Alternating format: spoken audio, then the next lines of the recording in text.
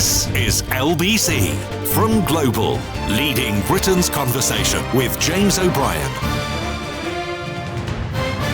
4 minutes after 10 is the time. You are listening to James O'Brien on LBC, where we will wade imminently into some of the most troubled waters of international relations, but perhaps a little levity to begin the week. No, if you're going to have a spy master, it strikes me they should be called something like Blaze.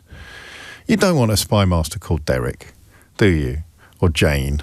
Nothing against Janes, not much against Derek's, but Blaze, come on, if you're going to have a spy master, but Blaze is exactly what you want. No idea whether she's qualified or likely to do a good job, but my goodness me, that's the kind of name you want. She sounds more like the kind of name that might be on the arm of James Bond back in the day. In fact, I'm getting her mixed up with Modesty Blaze. It's possible she might have been, but I've got a feeling she is going to be up to the job, and I apologise for the infantile way in which my mind immediately goes towards her name as opposed to her qualifications. Can I start with some things that I think you might not know?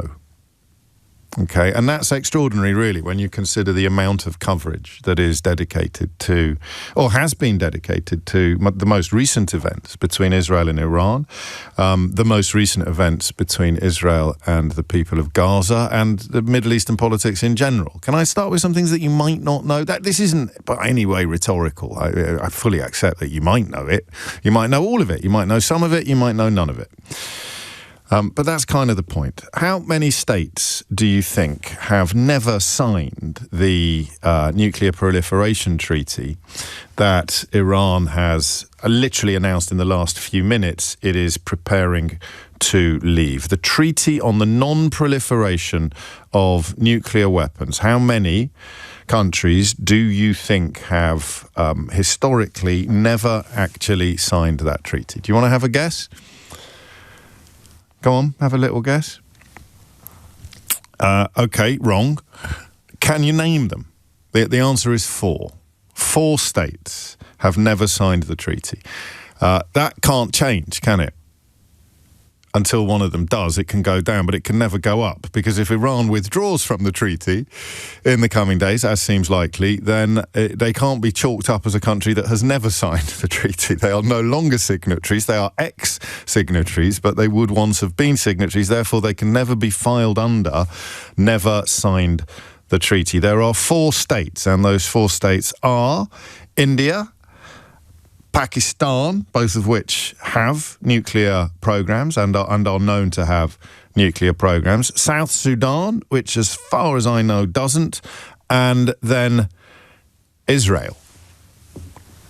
How many eyebrows raise at that point? What is Israel doesn't have? Israel's policy for many, many years, this is why on Friday I urged you to look into the case of Mordecai Vanunu, has been a sort of deliberate opacity. It is widely believed that they do, but it has never been formally confirmed. Quite extraordinary to hear and sometimes read people who are paid for their opinions and insights display blatant ignorance of that simple fact. Israel's nuclear program has never been officially acknowledged. They sent Mordecai Vanunu to jail and stuck him in solitary confinement for an extremely long time for bringing attention to it, but it remains a policy of what is described as deliberate opacity, which means they can't sign the treaty, because if you sign the treaty, then the international agencies can send people in to establish precisely what you do and do not have, which is where Iran have fallen foul of the...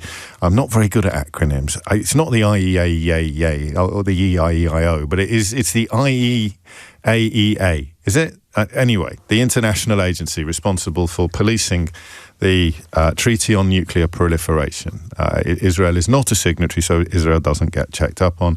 Iran is a signatory, so Iran does get checked up on, and has been found in recent years to be remiss. They haven't been disclosing all of the information that the inspectors have asked for. Once again, quite extraordinary to hear and read people who are paid for their insights and opinions display arrogant ignorance, almost as if they don't think it's their job to know that. Israel isn't a signatory, therefore Israel is not inspected by any of the relevant agencies. India, Israel, Pakistan and South Sudan.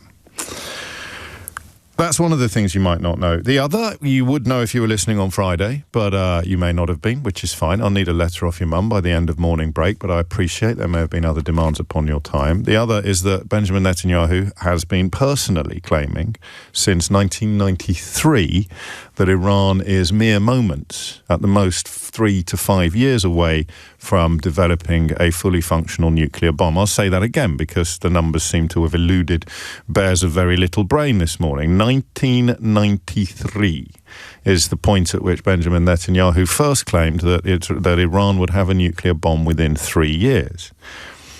Some nuance. Well, hardly nuance, is it? It's a cold, hard fact. But, of course, the other point you have to make is that the boy who cried wolf was finally telling the truth. After days and weeks of crying wolf, when there was no wolf, when he finally cried wolf, there was a wolf, and it ate all the sheep. And in some tellings of the story, it also ate him. So just because somebody has been shown to have been not telling the truth on countless occasions doesn't mean that they are guaranteed never to tell the truth. But I think it's pertinent, isn't it, that we go back to 1993 to find the first example of Benjamin Netanyahu claiming that Iran was imminently going to be in possession of nuclear weapons. And he is, of course, it may have been 1992, according to one of my correspondents, but hey, stop splitting hairs, Anthony. Benjamin Netanyahu was selling that story many moons ago, 30-odd years ago. Other stuff you might not know that I've stumbled across in the course of the morning's reading is that the Palestinian-dominated areas of Israel are the least likely to have shelters. That was a particularly chilling read for me. I didn't necessarily shock me, but it did make me do a little bit of a double take as I read into that element of the story. We may do a little bit on that, a little bit more on that later. And, of course, the other element of this conversation is the reason why the last agreement that was reached between Iran and the sort of key international players on nuclear matters was terminated by Donald Trump. It's something that, again, I don't know whether I'm being unfair or whether I'm being naive, but it seems to me to be another element that's missing from a lot of the conversation. That was the Joint Comprehensive Plan of Action. I told you I'm not very good at JCPOA. The JCPOA, or I think more helpfully, the Iran deal, or the Iran nuclear deal. That was an agreement on Iran's nuclear program, and it was reached in July of 2015 by Iran and, wait for it, the P5+1. Do you know what the P5+1 is? This stuff is helpful, right? I mean, it has to be, because otherwise you end up having conversations conducted by people who have no knowledge of any of the salient issues. The P5+1 is the permanent members of the United Nations Security Council, and the +1 is Germany. So that's China, France, Russia, the United Kingdom, and the United States. Why was that binding international legal framework for the resolution of the dispute torn up? Because Donald Trump wanted to tear it up. I suspect a mere caprice. And the fact that Barack Obama had presided over it, had essentially helped to deliver it, meant that Donald Trump was desperate to tear it up. So that disappeared in 2018. How much of that did you know already? How much did you know? How much of that did you know already? Did you know that Israel wasn't part of the Proliferation Treaty and therefore isn't policed by the international agencies? Did you know that the deal with Iran was banjaxed by Donald Trump? Did you know any of that? I don't know. Does it matter? Because here's the question. Nuance. It's a wonderful thing. It's a very important thing. But does it matter when the bombs are raining down upon you? I suspect it doesn't, really. But the bombs are thankfully not raining down upon us. And therefore our commitment to knowledge, nuance and fact remains resolute. You've also got, in the context of Iran's nuclear capabilities, there are 4 words that should be haunting everybody, lining up to pursue what we could call a hawkish position. And those 4 words are weapons, altogether now, of mass destruction. You want to launch an attack upon... Extraordinary to reflect that Iran and Iraq were at war with each other, and we were on Iraq's side. And then we were at war with Iraq, a war that was essentially justified by bogus claims that weapons of mass destruction existed. For the record, my view was always that the people in the UK government persuaded themselves that they did exist. I don't think they went to war on an actual lie. But if the bombs had been raining down on you and your family, that's the kind of nuance that wouldn't matter, right? So where are we left this morning? I think talking about nuance, or indeed knowledge, is probably going to lead us towards a fairly simple question. It's not a million miles away from the question that we asked on Friday. But you know my favourite theory, the theory of footballification, and the way in which I think it has destroyed political discourse in recent years. It may be that it was always thus, but I don't think it was. I sat down with Amber Rudd last week for a forthcoming episode of Full Disclosure. I can talk to people like David Gork or Dominic Grieve, Rory Stewart or various other people with whom I would disagree pretty strongly on many, many subjects. But it wouldn't be like a Kemi Badenoch type scenario where the snarling and the growling and the desperation to bite a chunk out of your opponent subsumes any sort of common ground. That footballification where you see someone screaming at a referee even though it's blindingly obvious that a goal has just been scored or a foul has just been committed because the colour of the shirt matches the colour of the scarf. You can't possibly conceive of nuance. We're back to that word nuance. It's possibly the case, and this is where I think the constituency of people who don't have skin in the game or family in the area is important and possibly helpful. It's possible to hold the view, I think, that Israel's activities in Gaza became unconscionable quite soon after they started. Hamas's activities in Israel on October the 7th became unconscionable the minute the first bullet was fired. But Israel's activities in Gaza became unconscionable. Whether they became genocidal remains to be seen on a legal status, but I think on a philosophical and ethical status that threshold has been reached. I've had some excellent guests on the programme explaining the reasoning behind that conclusion recently. But it's possible to believe passionately that Israel's activities in Gaza became unconscionable some time ago,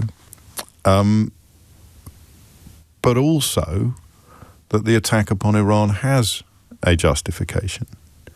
I'm not saying that's my belief. I'm just saying it is possible to hold those two beliefs at the same time. And if we sort of cast ourselves a little bit pompously as enemies of footballification, and you apply that analysis to Israel, you are reminded of where these conversations so often go. And it is a dichotomy, isn't it? It's a straight distinction between people who think every single thing that the Israeli administration ever does is evil and wrong, and people who think that every single thing the Israeli administration ever does is necessary and justified. I don't know that I ever would have appreciated that quite as fully as I do if I'd never started doing this job. But if you wanted to go to the mothership of footballification, if you wanted to go to the very essence of footballification, then this would probably be something you'd find. Every single thing that Israel ever does, going back to 1948 and beyond, is absolutely unconscionable. And every single thing that Israel ever does in relation to Arab people, Palestinian people, non-Israelis, non-Jews, is absolutely necessary and absolutely justified. I don't know. Is it possible that one of those two sides is correct? Is it possible? There's loads of people on what we might loosely describe as the left who think that the first position is simply the truth. Whether or not their worldview is clouded by anti-Semitism is moot for the time being, but they exist and that's the view. Every single thing the Israeli administration does is evil and wrong. And then, is it possible the other lot are right? Such is the unique historical status of the modern state of Israel and the Jewish people, that every single thing that an Israeli government does, in quotes, defence, end quotes, of Israel is justified and necessary. Those are the two positions. I don't think it's possible that either of them are right. And that is why I will get messages today accusing me of both anti-Semitism and shilling for Israel. You think I exaggerate? I'll find you a couple. I will, because I'm not accepting the analysis that one side is 100% correct and the other side is 100% wrong. And that's why the question of nuance kicks in today. So I'm not sure that there's much point having conversations anymore about whether or not what Israel is doing in Gaza is defensible, because the only people who will contribute to that conversation to say yes are the people for whom Israel can never ever do anything indefensible, the people in Camp 2. The people who believe that every single thing Israel ever does is both justifiable and necessary. For my moral compass, let alone my basic humanity, that is just not true. Most obviously, most recently in Gaza. And therefore, the question of whether or not it's possible that both positions are correct today, that the situation in Gaza is intolerable and indefensible, but the situation in Iran, the attack upon Iran, is strategically justified, morally justified and strategically necessary. 0345 6060973 is the number that you need. I could be wasting my time. That's why the introduction is even longer than usual, and I apologise for that. I could be wasting my time. It may be that I don't have the skills. I don't have the rhetorical skills to cut through those two poles, those two extremes. Everything they do is evil, everything they do is right. But that can't be the case, can it? Neither of those positions can be the case. Is this an example of why footballification is the curse of all of these conversations? I think it is possible to argue that the situation in Gaza is intolerable and indefensible, and the situation in Iran is, if not necessary, then justified. Is that just answer that question? Is that a position that you hold? 0345 6060973, or is that a position that you can respect even as you disagree with it? Gaza, awful. Iran, not awful. Horrible, because humans are dying. Iran is responding. Israelis are dying. Absolutely terrible. But, war is well, what is war? What is it? No, don't go there. But a necessary evil? War itself? I don't know, but I want you to tell me what you think. 0345 6060973 is the number that you need. Is it naive to think that this might be an example of where subscribing to either of those two extremes is both dangerous and damaging to discourse? 0345 6060973. It's 10:22. James O'Brien on LBC.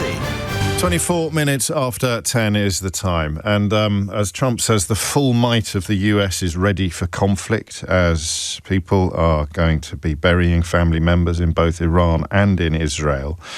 Public discourse becomes incredibly polarised. We might be wasting our time, but we will try at least for an hour, and hopefully for longer in the course of the days and weeks ahead, to resist that kind of violent polarity. It may fail, but we'll try. And we'll start in Cairo. Hafsa is there. Hafsa, what would you like to say? Hi, James. Hello. Thank you for taking my call. I sort of wanted to just pose 2 points to the question you've asked, but also to put into context that when it comes to this current war with Iran and whether it's justified, the reality is that what we're looking at effectively is Israel seeking regime change under the guise of attacking the nuclear program. When we look at the proportionality of attacks on nuclear and sort of energy infrastructure or otherwise versus the number of civilian casualties and areas in population centres hit, the amount of senior leadership that has been targeted, it's very difficult to make that a justification, on top of the fact that the conditions, the diplomacy, the broader context of where we were, not just in terms of this US presidency and Iran, doesn't seem to lend itself that there was an imminent threat. There have been other moments in time in the last, say, 20 years, where the rhetoric between Israel and Iran has been much more severe. And in fact, what I think we're seeing don't forget last year's attack by Iran on Israel. I mean, at the same time, Israel attacked the Iranian embassy in Damascus. Yes, I know, but I mean, I'm just saying, I don't know when I mean, it's hardly been a golden age. It's not been a golden age of diplomatic relations. In terms of direct confrontation, of course, the situation has never been this severe. But I think, the way that Israel is framed preemptive, the reality is, and certainly I can say from the region, and I've travelled and lived across the region for 15 years, and I work very prominently in this space, we've never had the language of anger towards, and I would say US and Israel synonymous with one another, arguably even higher than it was in 2002-03 before the invasion into Iraq. And, I think a lot of what we're seeing is ultimately we've never had a US president that has greenlit the Israelis to attack Iran. We've always had opportunities presented for diplomatic channels or attempts to de-escalate. And there may have been a de facto impunity in place, but it was never formal. And in fact, that situation's moved since Friday, hasn't it? Because Trump has claimed that he was fully aware of everything that Israel was going to do, even as Rubio came out on Friday and said we didn't know and we wouldn't have approved. The problem with Trump, of course, is that in any given situation he'll simply say whatever he thinks serves his interest best. So he probably doesn't want to look like someone who's been. He doesn't want to look like someone who's been left out of the loop. Doesn't mean that he wasn't left out of the loop. At the same time, you also have Trump facing a very difficult position within his sort of MAGA base that is very heavily against war, does not want to see the US enjoin itself to Israel's war. I think they hate Muslims more. They generally hate Muslims more than they hate war, that base. That's very, very true. But just from the impunity point, rather than look at Gaza, I would, and my feelings on, and my opinions and policy opinions on Gaza have been, we've talked about this before, but rather than look at that, I would look at the impunity of Israel's invasion into Syria after Bashar al-Assad fell. There is absolutely no justification on any side, on any level, for the destruction of Syria's military capabilities, the invasion into Syria up to 27 kilometers to Damascus, where Israel simply just didn't like the turn of events inside Syria and decided to take matters into its own hands in that way. Guarding against possible future threat, and I think philosophically that's the uniting theme of everything you've said. And if you're going to use guarding against a theoretical possible future threat, then you do sort of hand people permission to do almost anything. James, I will end with just one point. It used to be a well-known premise in international law. Territorial sovereignty is absolute.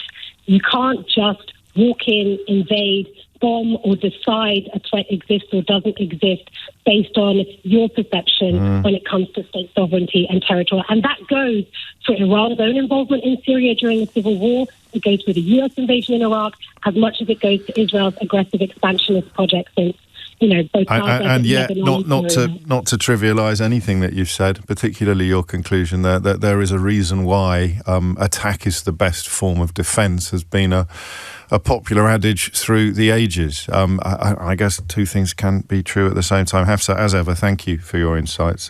It's coming up to 10:30. You can grab that phone line as Hafsa vacates it if you're quick. But just to highlight a little point I made earlier, because sometimes you don't believe me. This is from Ben. Both of these WhatsApp contributors have provided their surnames, but I'm not allowed to read out the surnames because people may not have done it intentionally. Sometimes I really want to, because I think people should be compelled to own what they send into a public discourse, but that decision is above my pay grade. This is from Ben. Warmonger O'Brien suggesting Israel were in the right illegally attacking Iran without agreement. Remember, both of these people listen to the same program that you listen to. Without agreement from their partners, wiping out a residential block and families in with legitimate nuclear scientists and their families. You really are a disgrace. America clearly said they don't have nuclear capabilities. And that is in response to the same programme that Sue decided to contribute to by saying, nearly time to switch off as Jihadi O'Brien rubs his hands together in glee. Sanctimonious, anti-Semitic, vile pig. I pity his wife and kids. Keep crying about Israel's existence. We're not going anywhere. So Sue and Ben there listening to precisely the same presenter on precisely the same programme at precisely the same time. And as you, precisely the same time as you, and arriving at those two conclusions. And I'm not going to unduly read out this sort of bile, but I do think it's important, lest you think I ever exaggerate when I talk about the duality and polarity of this conversation. People who think everything Israel does is always evil, and people who think everything Israel does is always valid. And that's why, probably on more than any other subject, I do really cherish and value your kind words about the effort we put in to maintaining balance, objectivity, and pursuing truth. Thomas Watts is here now with your headlines. James O'Brien on LBC. 10:33 is the time. And then, of course, something that I don't think we have room for in the conversation today. Well, I know we always have room for everything in the conversation today, but I mean, does anyone question Iran's justification in retaliating to Israel's attack? So, talking about whether or not we need to see the attack upon Iran in a different light from how we see the continuing atrocities in Gaza, which I think is probably the case. But I can be blinded by my bias, and my bias is towards balance. So maybe I'm so desperate for balance that I want to depict these two things as being morally very, very different. It's possible that the attack upon Iran is just as morally unjustifiable as the continuing atrocities in Gaza, but not, in my view, the original response to the Hamas terror attack. But I don't know that anybody could say that Iran shouldn't or couldn't or wasn't allowed to respond to what Israel has done. And if you know, you've got Benjamin Netanyahu and various members of his right-wing cabinet calling for one of them actually called for a nuclear bomb to be dropped on Gaza, right? And yet the justification for killing loads of Iranians at the moment is historic pledges to wipe Israel off the map. I don't know, however balanced you try to be, can you really look at this without seeing double standards?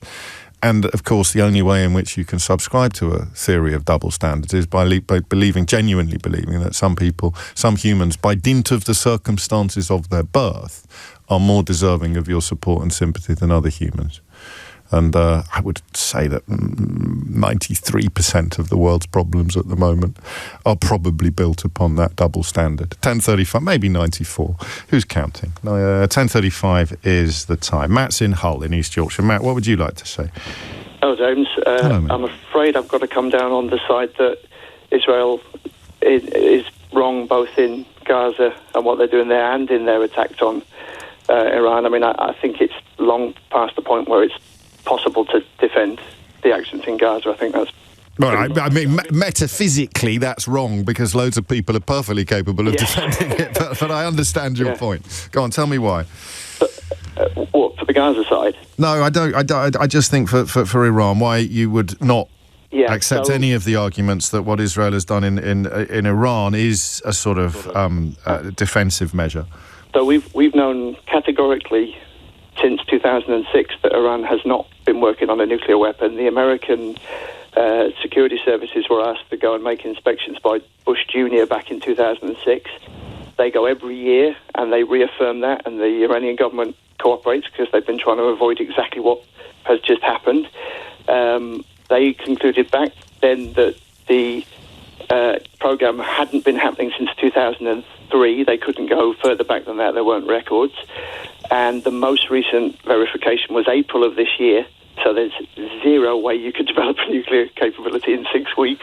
Well, there's two thoughts I have, and this is part devil's advocate and part authentic. The first is, as you almost certainly do know, that the Global Nuclear Watchdog's Board of Governors formally declared Iran to be in breach of its non-proliferation obligations earlier this month, and that was for the first time in 20 years. And then the other, I don't know why the sort of spectre of Hans Blix rises above the conversation, and this is devil's advocate territory, but we know the nature of the Israeli intelligence operation. It's pretty difficult for a senior member of the Iranian regime or indeed of Hamas to break wind in their own homes without the Israelis knowing about it. So Iran might be hiding stuff that Israel knows about.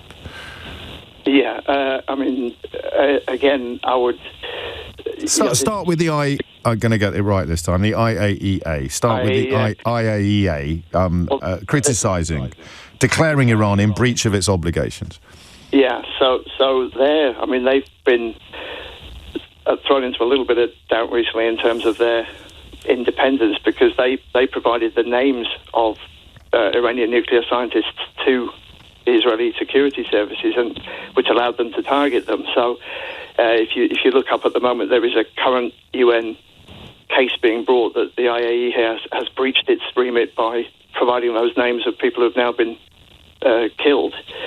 So, unfortunately with the UN, the US particularly, and Britain to a certain extent, do exert influence where we sometimes get the verdict we want rather than a genuine independent, and you saw that with Syria. But this will be evidence based. I mean, there is a concern, quite well documented concern, about the IAEA being very firmly in America's corner. Mehdi Hassan was writing about this in 2011, but I don't think this month's complaints, this month's findings, I think they're evidence based. I think they provided they're working on this, but of course, all you have to say is, well, that none of this claimed that they were about to create a nuclear bomb imminently. They said it had enough enriched uranium. No, it had enough uranium enriched to 60% to potentially make 9 nuclear bombs. But, of course, you can use that for other things. And the claim that they would have been able to launch those bombs by the end of next week is,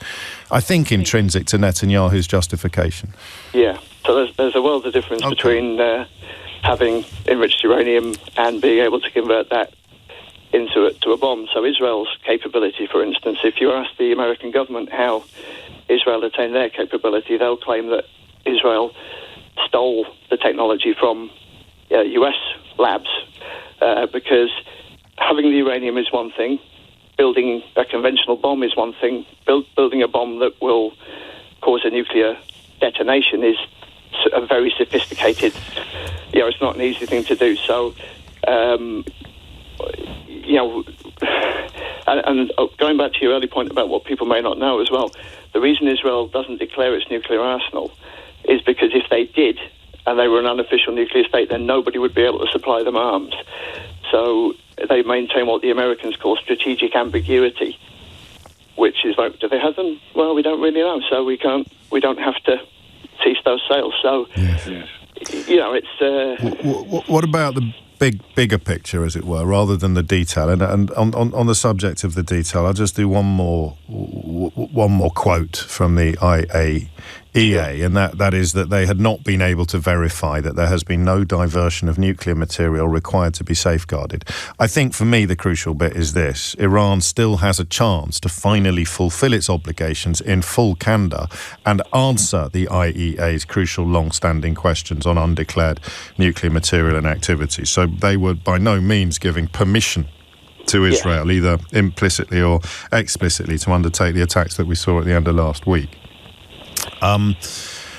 The bigger picture question would be the regime, wouldn't it? Would be the administration, and whether or not, and this is all going to sound a little bit Saddam Hussein-y, I think, ironically enough, but whether or not the toxicity of the Iranian regime would, for an objective outside observer, justify Israel's attempts at regime change. Yeah, I mean, if you look back to early 2000s, there's an American General Wesley Clark. Yes, of course. He was at the time the NATO Supreme Commander. He spoke about a list he was given of 7 Middle East nations that America was going to topple the regimes in 5 years, and 6 of them have gone. Iraq, Afghanistan, Syria, Libya. And how's that worked out for you, lads? Exactly, yeah. And this Iran, of course, is the only one left that hasn't gone, and so it's it looks to me a great deal more like it's a regime change operation than the nuclear. I appreciate that 6. Well, look, if I toss a coin 7 times, just because I got heads the first 6 times doesn't mean I'm going to get heads the 7th time. But why should this regime change not be desirable, given that we looked as if we were coming pretty close to it in 2022 after the murder of that poor woman in custody for the crime of wearing her headscarf wrong? Yes.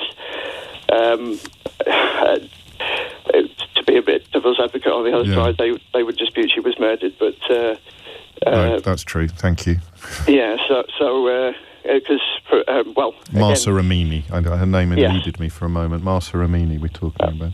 I mean, there's former colleagues of mine who, it was clearly exacerbated by the event, but she had a heart condition which at least contributed.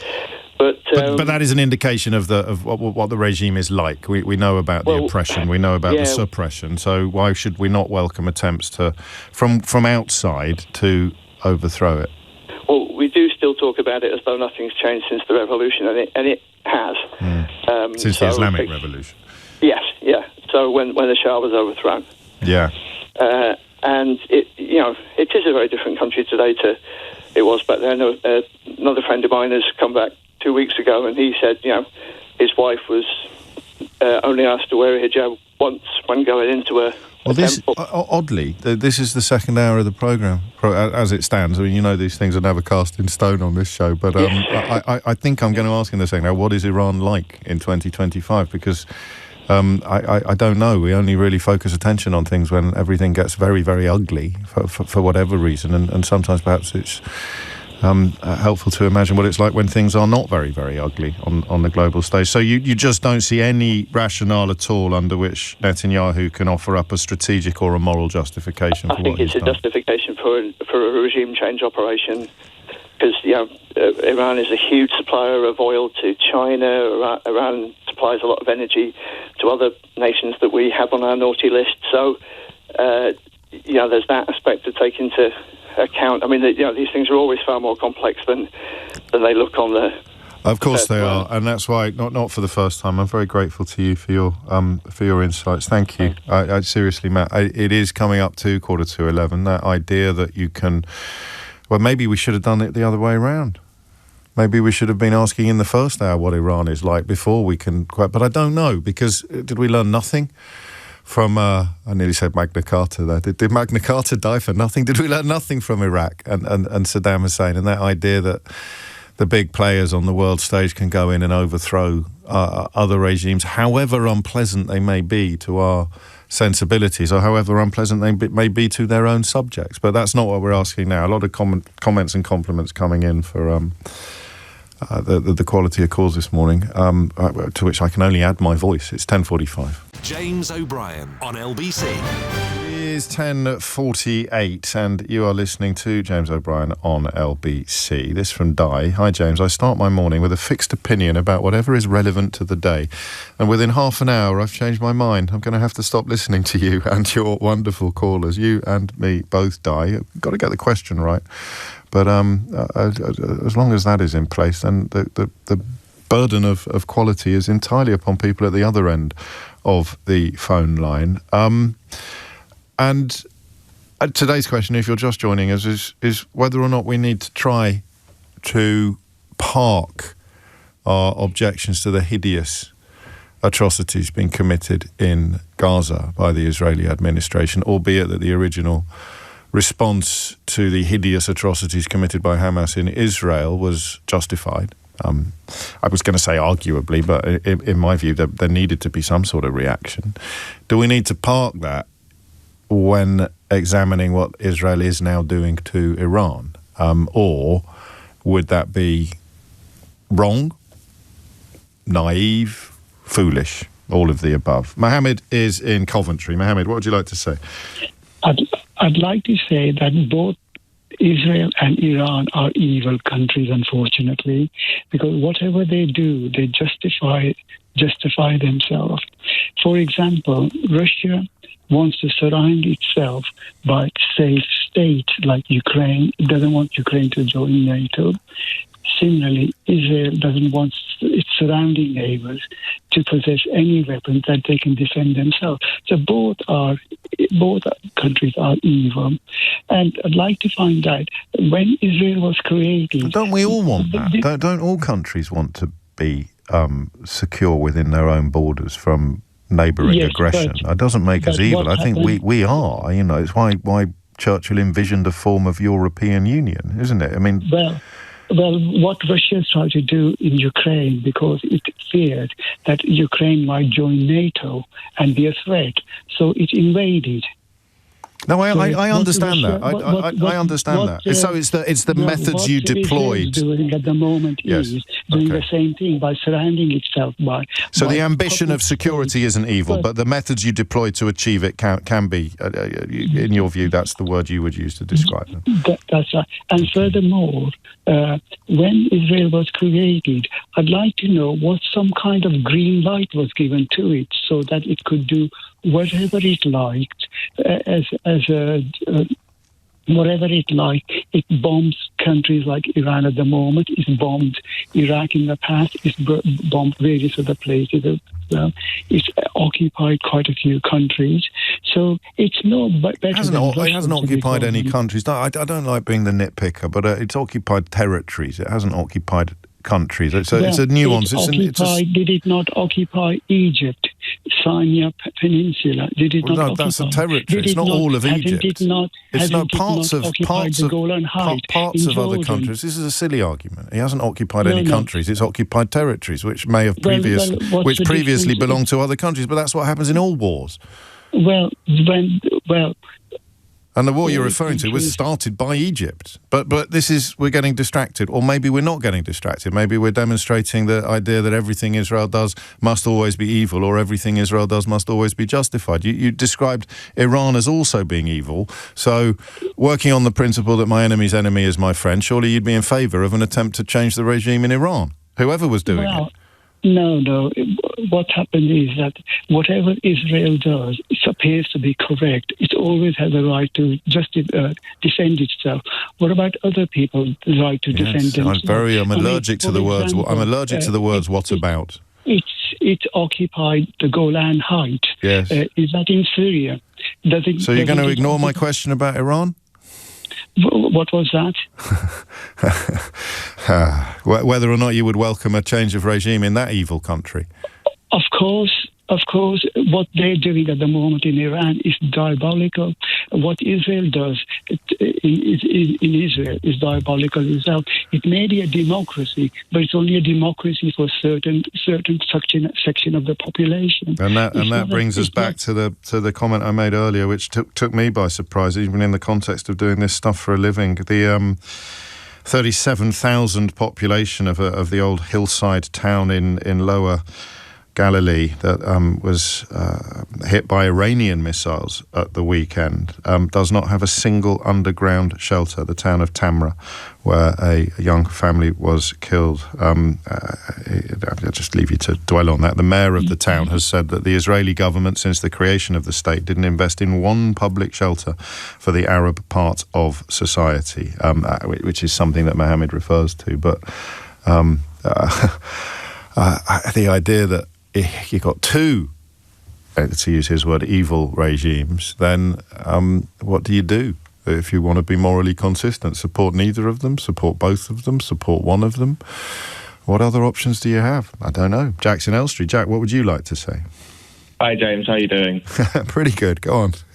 Okay, so I think we also just should highlight Iran's role in Hamas, and also the October 7th attacks, and a lot of the other things that have gone on in the past. Yes, absolutely. There's lots of evidence. And the support for the Houthis, the support for various other rogue regimes. They don't have a lot of friends even in the Middle East, because they foment sort of dissent and opposition in those countries, none of which are democracies. But in the moment, what's going on in your mind?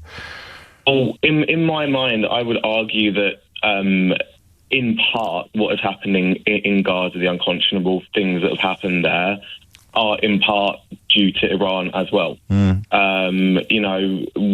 training Hamas and giving them income and things like that, they knew what was going to happen. They know what Israel is like. I don't think anyone knew. I honestly don't think anyone knew it was going to be this bad in Gaza. I mean, we've had people on the show talking about the Israeli psyche, and it's that constant sort of fear of they don't know what's going to happen because of the history of the thousands of years of history, and they are just on the attack the whole time. They are quite literally backed up against a wall, aren't they? So, I think another thing that should be highlighted as well is, the amount of Iranians in England that I know who are the most Islamophobic, anti-Iran people in the world. There's a massive difference between being opposed to the regime of the Ayatollahs and being opposed to Iran or Iranians or even Muslims in general. Yeah, Islamist and Islam are not the same thing in the context of conversations like this. I suppose for the people who have had to escape Iran, for them, yes. that's what Islam is and what it represents. They've been kicked out of their jobs as doctors and nurses because she had a little bit of hair showing coming out of her hijab. Yeah, and that's where the call from Martin Hull, talking about how the country is now very different from how it was in the immediate aftermath of the revolution, was interesting, but not much comfort to people who, as you say, are getting locked up and battered for what are, to the outside world, minor and pathetic transgressions. But so you don't... one thing I'm not clear on is what your answer is to the original question. Do you see the attack upon Iran in a different moral light from what has happened since the point of proportionality in Gaza was so violently and obviously crossed? I think that it's justified. That's me. But at the same time, I think we... Do you think what's happening in Gaza is currently justified? No. No, that's it. That's the position that I think I began the show finding potentially most interesting, is that you can find what's happening in Gaza repulsive and reprehensible, but the arguments in favour of what's happening in Iran, you can find persuasive. I don't think I do at the moment, because it's the great unknown, isn't it? I don't think I believe that Iran has an imminent capability to create a nuclear weapon. But I can't prove that they don't, any more than Benjamin Netanyahu can prove that they do. So does everything come down to that? Does everything come down to whether you choose to believe Iran is on the brink of, and of course some people may not believe it, but pretend that they do because they're in camp too. Everything Israel does is always justified and always necessary. And some people, even if it were true, or if there were loads of evidence suggesting it is true, some people would choose not to believe it because everything Israel does is always wrong and evil. So is that it? After an hour of worrying at this particular knot, has it just accidentally unravelled in our hand? Your attitude to this depends entirely on whether you profess to believe Benjamin Netanyahu, who's been claiming since the early 90s that Iran was moments away from creating a nuclear bomb, and claims this week that Iran is moments away from creating a nuclear bomb. Do you profess to believe that? Or do you profess to believe most of the internationally available evidence, up to and including American observers, that they're not, that they're a long way from it? And they should be required to prove that, which can only ever happen under the terms of the Nuclear Proliferation Treaty, which they are now minded to withdraw from, and if you're just joining us, which Israel has never joined in the first place. Oh, what a tangled web we weave. Phone lines are still full, and I may, depending on time and energy, to be honest with you, take a few more on that specific area. But I do think, as we suggested earlier, and a couple of calls really brought home that this was probably for once quite a good idea of mine, I do want to ask next, from people who know a lot about the now of it, not the then of it, what modern Iran is actually like. James O'Brien on LBC.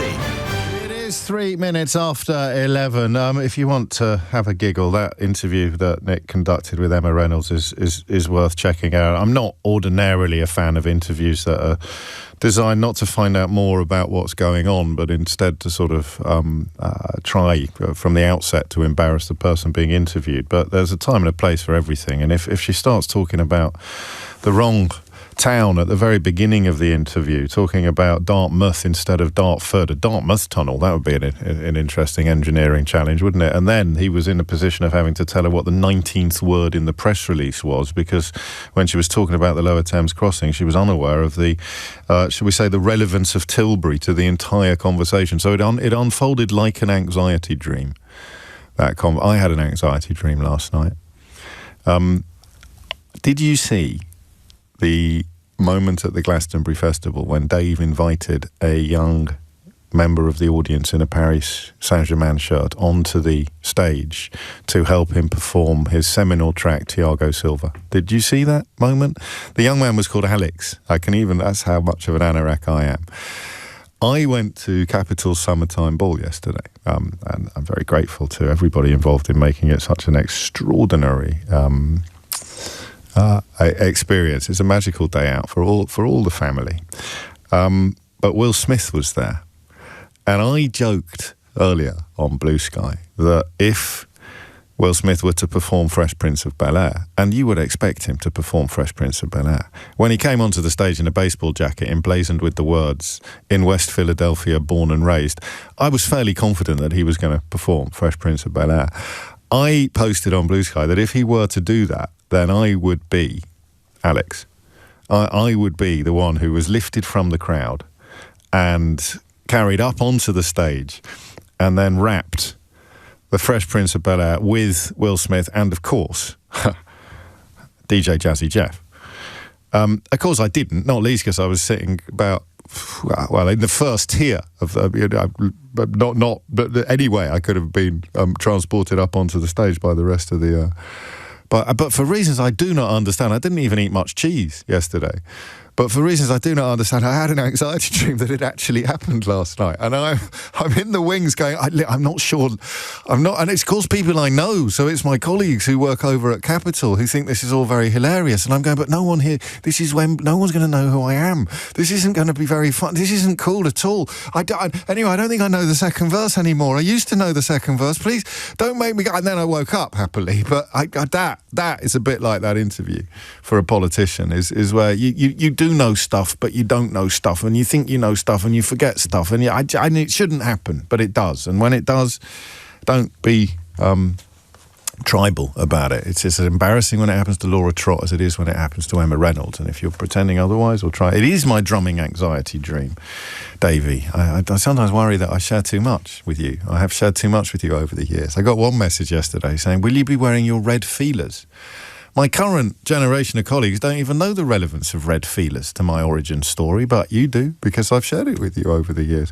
But that was it. I just want to give a shout to Marv, who wrote me my own version of Fresh Prince of Bel-Air, which I may share some lines from it with you a little later in the programme. I'll give you the first verse. Now, this is a story all about how my life got flipped, turned upside down. Now, I'd like to take a minute, just sit right there, and I'll tell you how I became the king of phone-ins on air. It gets even better as well, but I digress slightly.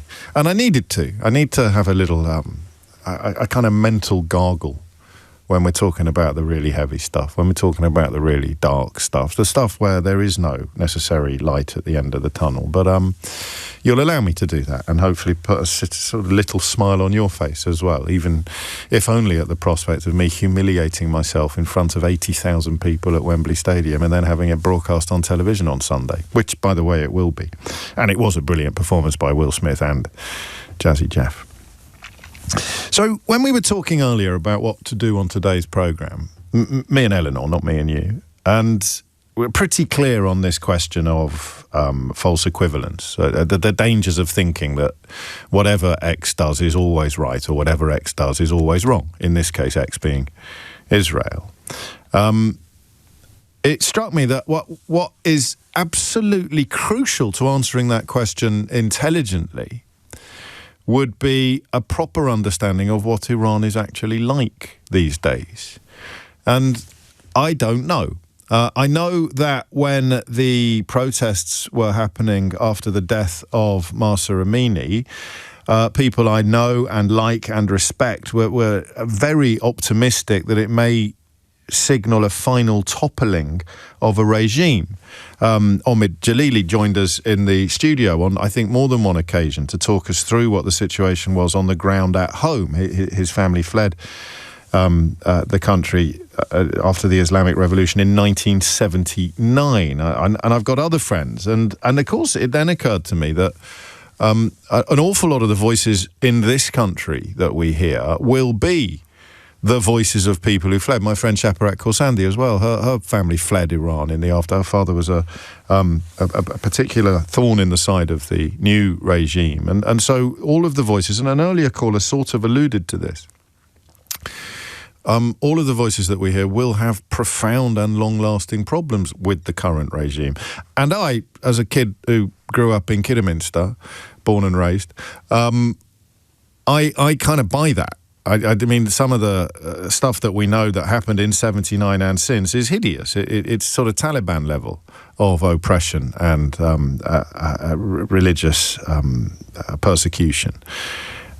And then it struck me that I didn't know which way round to have the conversation, because how can you have a conversation about whether or not the attack upon Iran is justified in any way, shape or form without acknowledging the role that potential regime change is going to play in those pontifications, in that conversation? And that's where it all got a bit Saddam Husseini. Do you remember? I said that to a caller, and the reason I said it is because I had this line, which in retrospect looks pretty hideous. And the line was pretty much that if you can line 10 murderous despots up against the wall, but you've only got one bullet, what are you going to do? This is back when I was a little bit, perhaps less responsible than I try and don't always succeed to be in this day and age. So people would say, why are we attacking Iraq and not attacking Saudi Arabia? Why are we attacking Iraq and not attacking Iran? Why are we attacking Iraq and not attacking, pick your favourite despotic regime? And I didn't find that argument persuasive at the time. I didn't do anything like this for a living at the time, so my opinions didn't really matter. But the question seemed to me to be a pertinent one. I'm not suggesting for a minute that my opinions matter now, but I get paid for them, so they matter to me. So that question there, I've got 10 murderous despots up against the wall and you've only got one bullet, why would you not take out one? So Saddam Hussein's regime was depicted to us in the West, again I think correctly, as being hideous, and therefore toppling it would be a good thing. How naive we were. Toppling it without any plan whatsoever as to what would happen next, what would move into the vacuum created by George W. Bush's war on terror, categorically not a good idea. But toppling it without knowing that there was no plan to deal with the aftermath, arguably a good idea. Arguably a good idea. So I have derived, I think, fully justified confidence over the last few years that there is almost always enough people listening to this programme to provide us with answers to questions that can sometimes be a little bit tricky. So, what is the modern state of Iran actually like? How do those parallels with the Taliban stand up? Is it fair to suggest that it is a regime so toxic that it deserves to be changed? You may not approve of the agents of change, in this case, potentially Israel, but you do agree with the central premise, the fundamental principle that good God, how this lands in a world where America is led by Donald Trump, I do not know. But the West, the liberal democracies of the world, have a moral right to remove truly toxic and hideous regimes who do things like, lock up dissenters and try to police hang on, that's the United States, isn't it? That's not Iran. We probably shouldn't allow ourselves to get too confused by some of these parallels, because the question I have for you is this. What is Iran like in 2025, and how does your answer to that question fit into the question about whether or not that regime change is desirable? 0345 6060 What can you tell me about modern Iran?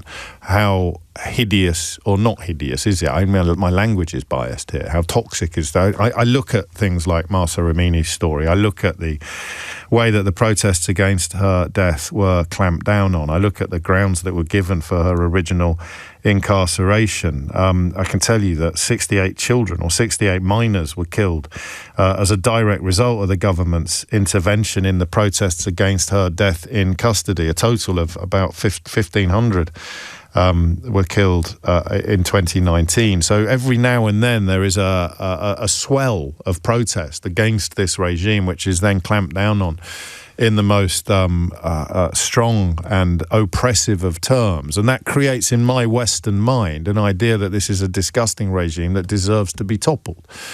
I think if we learned anything from Iraq, you'd hope that it would be toppled from within.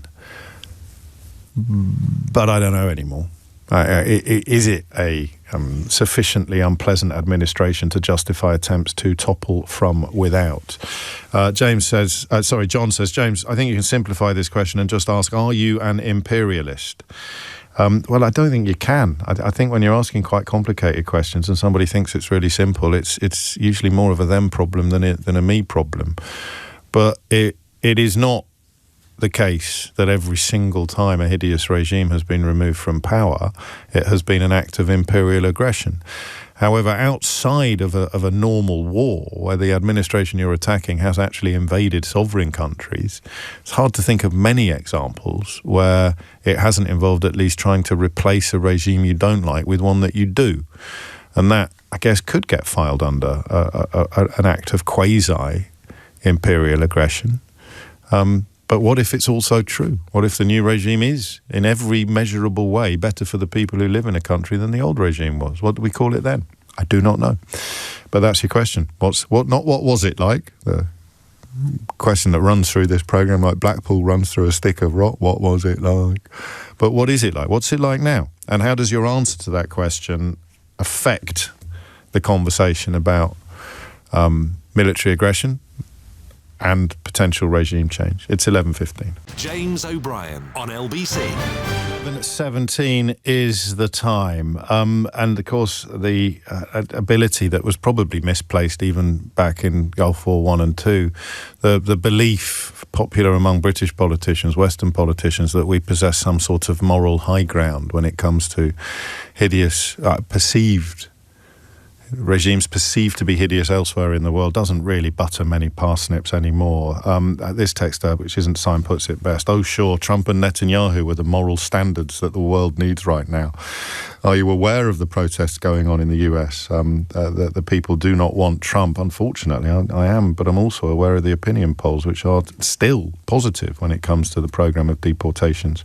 What are you on today, James? Always the same with me. Green tea and ginger shots, mate. But I'm asking a question. I'm not answering it. I don't know whether or not anything in Iran would justify external attempts to change the regime, especially when it's undertaken by a regime as toxic as Benjamin Netanyahu's. In fact, I'd go further and say there's no way Benjamin Netanyahu gets to decide what is and what is not a toxic regime. But that doesn't change the fact that the people of Iran might welcome a bit of help in getting rid of the people in charge. And to answer that question, we need to know what it's like in Iran. And I can't tell you, but Sina in Glasgow can.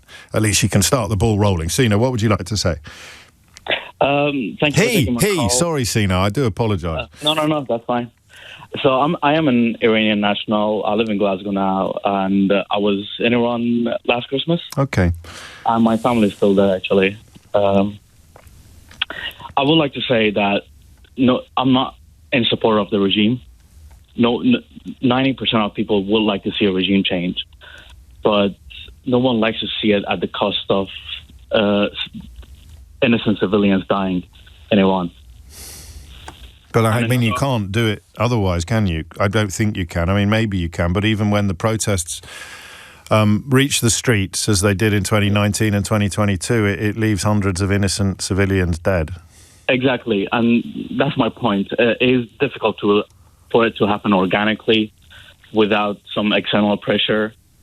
But even with some external pressure, I still believe before a regime change, the Ayatollahs will make a bloodbath in Iran on their own people before it happens. So they wouldn't sort of, board the metaphorical plane to Moscow or wherever it would be that they'd find support and succor like other despots, like the last Ukrainian leader? Absolutely not. Or the Syrian, or Bashar Assad, actually. And in fact, Bashar Assad proves your point in a way. The amount of Syrian blood that was spent and spilt before he fled the scene like a coward is how long did that take? Biblical. So, okay, so how, I mean, and this is entirely well, maybe not, because you can't do opinion polling in Iran, which is kind of part of the point of this conversation, isn't it? But how do you get a handle on how widespread support for the regime would be? How, I mean, what would your take on that be, your personal take? My personal take is that if you went around Iran and asked people, their number one priority it will be the financial situation and the hyperinflation and the whole economic point of view before we get into any of the, obviously those are important as well, women's rights, human rights, freedom of speech, But everyone's number one priority right now and concern is the financial situation, because it's awful right now. And That is true in countries that aren't theocracies as well, though. So it doesn't really answer my question. Exactly. What? I mean, how? If the economic situation was relatively healthy, would the regime be popular?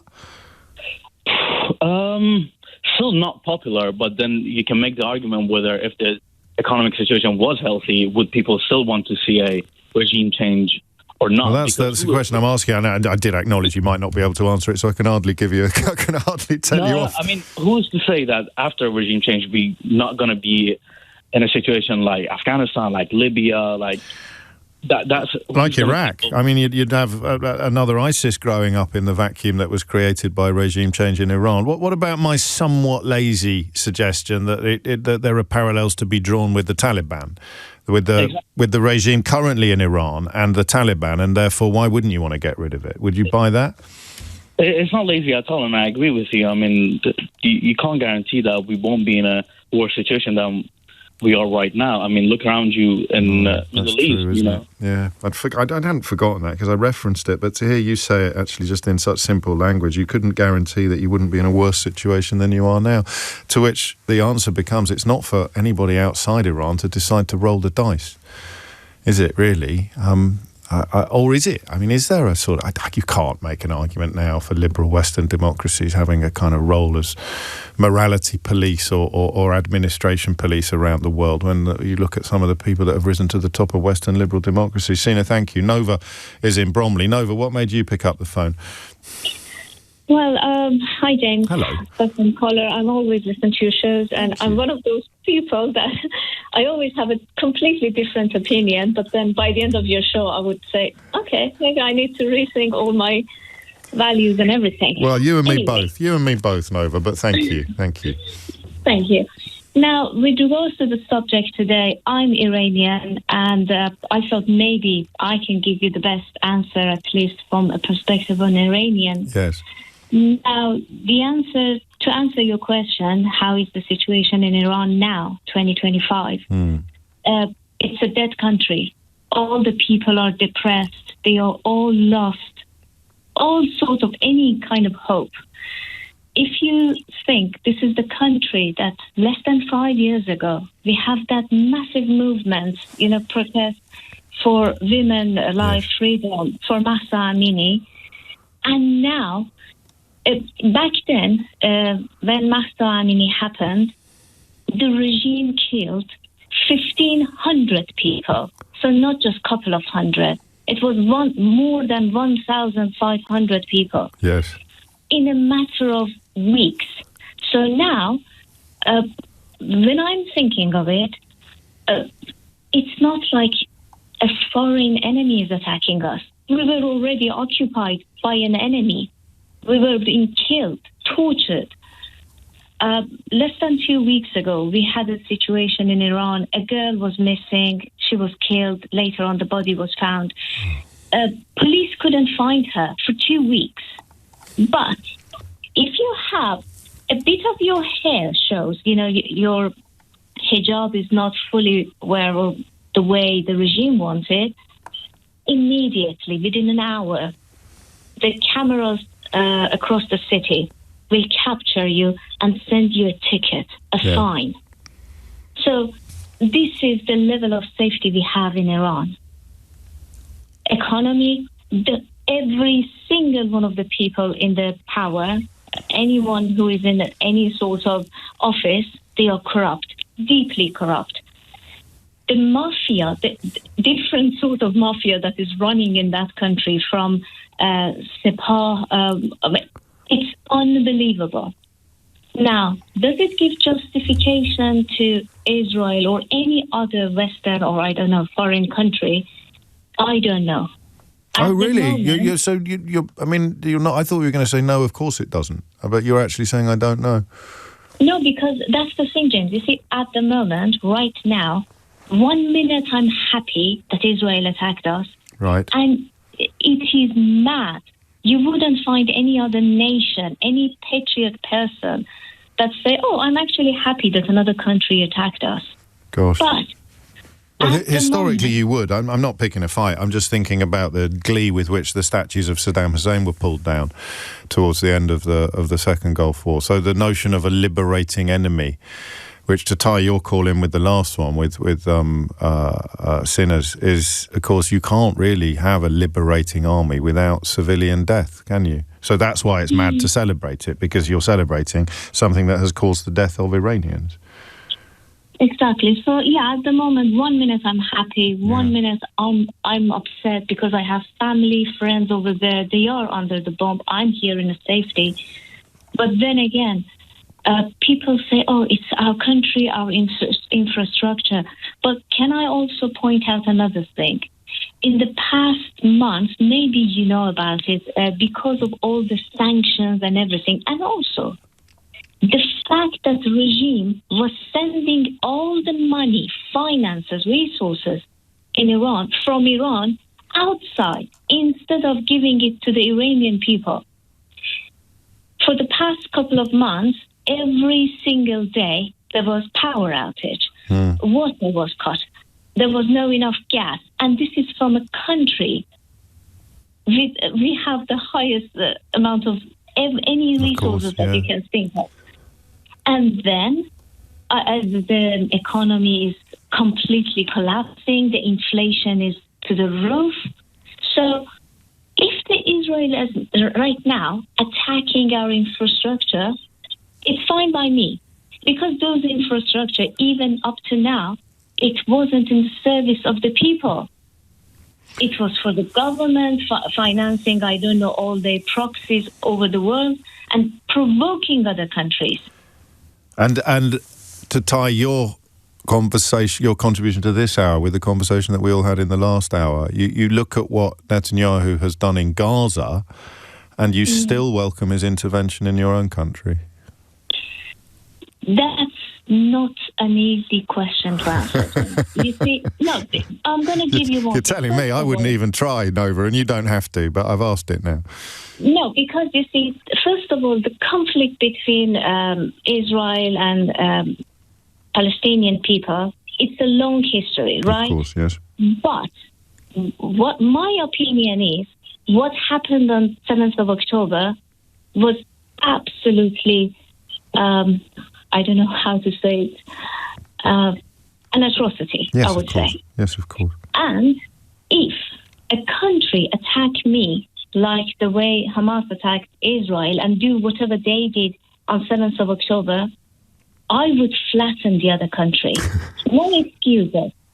Because the level of brutality and savagery they did on 7th of October, it was beyond war crimes.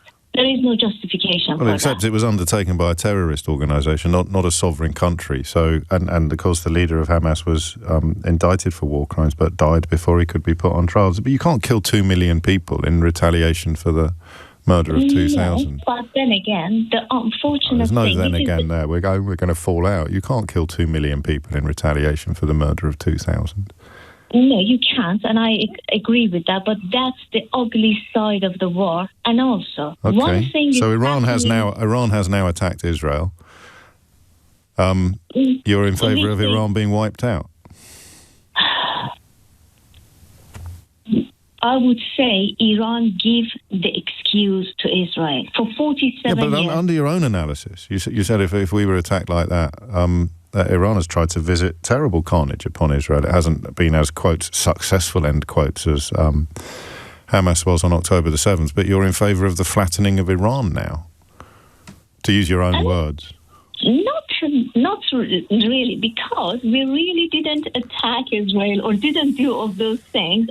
But that's, again, also true. Our proxy, not our proxy, the government proxy, did all sorts of crime in the region and to Israel. Right. So, of course, I'm not happy if Israel completely destroyed my country. But then again, we are a country that we don't have a government. Okay. I'm not sure I've heard the words "but then again" deployed in quite such a what's the word I would want? Sticky territory. But and I'm sure, as you say, you've got family there. But I'm not sure it's a position I'd be able to hold if it was my blood being spilt. But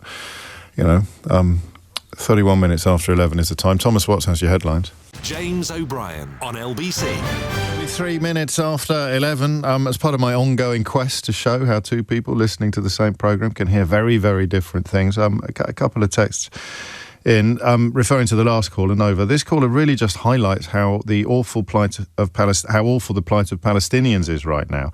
Hearing an Iranian inferring that the entire country can be flattened in reaction to an atrocity committed by a small faction originating there just shows how isolated Palestine is in the Middle East. That's what I heard. Colin didn't. Colin heard me accusing Israel or even Netanyahu of wanting or planning to kill 2 million people in Gaza. You overdid it there. Think before you talk. Well, listen before you text, Colin, because I was merely extrapolating what Nova meant by flattening the entire territory. If you think that flattening an entire territory involves the people living there still being alive, then I guess you'd have a point of sorts. But I don't think you do, and therefore I don't think you do. It is 25 to 12, and that was, I mean, whether she realised it or not, that is genocidal talk. It's a word that we debate a lot, of course, on this programme and more broadly, but calling for an entire territory to be flattened is the language of genocide. 11:35, and perhaps a demonstration of how complicated this topic is if somebody from Iran can call for the annihilation of everybody in Gaza. If indeed that is what we just heard. Arash is in Luton. Arash, what would you like to say? Hi, James. How are you doing? Pretty good. What's on your mind? So I think Sina, your previous caller, was actually right. One of the biggest problems in Iran right now is hyperinflation. Not that the hijab stuff is not a problem. Absolutely is. But I do advise all your listeners to go on YouTube and just search Walk Through Tehran, and you see many girls my age, 29 or younger, not wearing hijab while they're walking, and they do up that rhetoric to arrest people when they feel like they need to maybe scare people or such. Yes. But back to the hyperinflation. The arrest and subsequent death of Mahsa Amini for wearing her hijab improperly, notwithstanding the things you describe on social media, I have actually seen, and they do exist. So again, that dreadful word nuance kicks in a little bit. Is it? And before you crack on, and I will let you crack on, I ask you a slightly odd question that you don't have to answer. Does it? I mean, you're sort of Western. I don't want to say do-gooder. What do I want to say, Arash? What's the word I'm looking for? You've got your Western activist, your Western badge wearer. You know the type, and they are passionately concerned about human rights in Iran or about women's rights in Iran. Whereas to listen to you and Sinner, and you are both men, I have to make that point. You think that the population actually cares more about the price of eggs or the price of bread. Does it sound patronising to hear Western voices pontificating upon the oppression suffered by Iranians sometimes, or not? No, not really. Okay. I mean, I'll tell you, my cousin has a clothing brand in Iran, and she uploaded a picture of a woman wearing her clothes without hijab, and she got her car taken away. Right. So I'm absolutely understandable of what people are feeling, especially women in Iran, which they very much don't have as much rights as men. Right. But this rhetoric that we absolutely the government kills everyone or finds people, which they do as well, I'm not going to say they don't, but it's kind of just sometimes they will do that just to make their point and make people understand that we are in power. So it's not all the time. But the hyperinflation, of course, is a problem. If people can't eat, then what are they supposed to do? They can't do anything. That's kind of what I meant. Patronising might have been the wrong word, but and I don't want to describe equality as a luxury, but let's just make sure everybody's fed first, and then we'll start worrying about the human rights stuff. Absolutely. And the problem with the hyperinflation is, James, I think we can walk through it together, is that who can match hyperinflation wages in a country experiencing hyperinflation? It's the government. The private companies can't. The local businesses can't. So people have to then kind of step to the side, be like, if my family needs to be fed, I need to work for a government entity. You work for a government entity, how is your political view going to be skewed? because you're like, my family needs to be fed. Trump pulled out JCPOA. Yeah. All the sanctions are back. We can't do anything. I have to feed my family. I have to get a job that matches hyperinflation. I don't get a job. And there are parallels there with Hamas in Gaza. And, you know, taking a job in the civil service automatically makes you a quotes, loyalist, end quotes, to the terrorists. Exactly. Gosh. There's no winning. There's no winning in this scenario. And by the way, both Israel and Iran are bad. I think people in the West that are kind of want to compare, unfortunately, don't live through these experiences, and it's kind of just drama to people. Yeah, it's like watching Kim Kardashian. I'm sorry, it's drama for them. So there is no good. This is the end game of both governments. Do you think so? Yeah, Ayatollah's 86, 87 years old, hiding in some bunker. Netanyahu is probably around the same age, 70-something years old. They've both been in power for a very long time, and this is the end game. This is something's going to go down, and people's lives are going to be lost. And as we sit here pontificating in the West, whether we've got familial connections with Iran or not, it's not our blood that will be spilt in pursuit of whatever end game you want to see. Yep. I mean, I can tell you from speaking to my friends, Yeah. when I was in Iran, by the way, I lived in Iran for the first 15 years of my life. I'm 29 now. Right. When I went to a public school in Iran, and I went to private school last 2 years I was there, I spoke to both types of people from this spectrum. So I know the public school kids were a lot more religious, and the private school kids weren't as religious. Okay. When I speak to the public school kids and the private schools, they both don't like Israel. Yeah? They don't like people dying. They don't like seeing their beautiful town being destroyed. But at the same time, the one thing they have in common is that they're like, please cut off the head of the snake. Yeah. As in the Iranian regime. Yes. Because that's what I wonder. That's where this whole hour has come from, really, is because that is almost cognitive dissonance. But I suppose if we want to chalk it up a little bit lazily, it's my enemy's enemy is my friend in that moment. Yep. But yeah, that's how people in Iran feel. Like, they just want the Ayatollah gone, and they want to restart. And actually, back to the point you said with Sina as well, that does prosperity will make people like the government? I would like you to look back. 1979 Iranian Revolution people were prosperous. Yes, they were. People could make a decision, be like, we have so much control. I don't work for the government. I work for these private entities. We have control. Yes. The uni students have control. We can make a difference. But now Iran is so divided, and unfortunately, the longer the war goes on, the more and more people are going to be divided. Yeah, of course it is, and whether or not there's any plan whether that is part of any plan, we can't and don't know. Just final point, I promise. You don't worry about the Taliban. You don't. I mean, you know, the US-led war led to the toppling of the Taliban. 20 years of occupation. As soon as the US pulls out, the Taliban's back in again. So. The idea that removing the Ayatollah, like you said, chopping off the head of the snake, if I were to be very arrogant and Western about it, I'd say, have you learnt nothing from chopping off? What happened last time? What happened last time you chopped the head off a snake, whether it's Afghanistan or Iraq?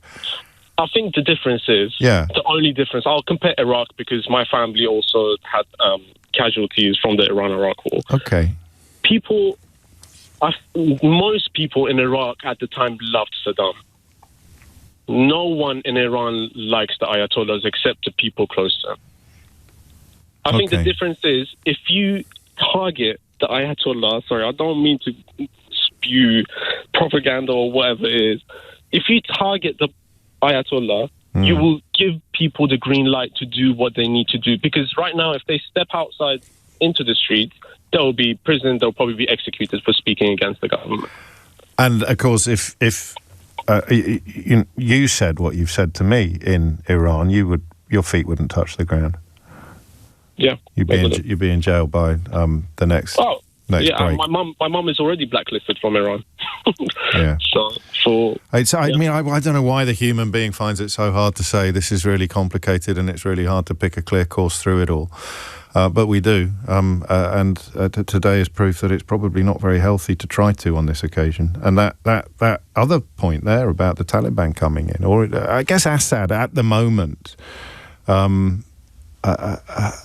would be the hope that the regime in Syria is going to be the one that doesn't actually turn out to be worse than the dictatorship that was toppled. But that means that you've got a bloke who was until relatively recently a member of ISIS now being glad-handed by Western leaders. So you tell me about footballification and who the good guys are and who the bad guys are. Thank you, Arash. Arian is in Bath. Arian, what would you like to say? Hi, James. Thank you very much for having me on, and I appreciate the very salient question you've asked. Thank you. I think it's the most important question in relation to what's happening, what is actually happening in Iran. Yes, I it think builds so. the foundation upon which we can answer debate whether this should take place. But I'm a Swedish-born British Iranian. So I'm an EU migrant with a public school education of Iranian descent. So I'm the poster boy for certain populist politicians that you and I criticize quite often. And I think that, there's really, to kind of describe, there's a few ways in which we can explore this topic, and I know time is limited, but I think we can go back to this sort of. I'll tell you what. No, you're right. Time is limited. So I'm going to take a break and come back to you. I don't want to squeeze you into the time available. Is that all? Because I'm not least because you've just given us the full CV that qualifies your contribution. So I'll be professional for once and observe the rules of radio before listening to what you have to say. James O'Brien on LBC. It is 11:48. Just a word on Tamra that I mentioned to you earlier, and the ongoing quest to fill in some of the gaps in some of the other coverage that you may hear about these issues. And remember, this is a programme where the death of any human being is the same as the death of any other human being. There isn't a sort of hierarchy of care or concern based on religion or ethnicity or geography for members of the same family killed when a bomb heading for Haifa from Iran dropped out of the sky prematurely on Saturday night and landed on Tamra. I've already told you that the Arab-dominated areas of Israel are much, much, much, much, much less likely to have any shelters than the non-Arab-dominated areas. And the missile that demolished the house of Manar Khatib and her two daughters, as well as a 13-year-old girl, as well as a sister-in-law, didn't have access to a shelter. It had two safe rooms, but anyway, they're dead. There was a video search, and just to preempt any of the usual accusations, this is a report from the Times of Israel. Video circulating on social media on Saturday night showed a Jewish family cheering as Iranian ballistic missiles fell in Tamra. On the village, a man could be heard shouting in the clip. He and others then broke out into singing the anti-Arab phrase, "May your village burn," clapping their hands as missiles rained down on the neighbouring city. And of course, when you see similar scenes celebrating attacks, if on Western targets or Israeli targets, they stay in the public consciousness for years.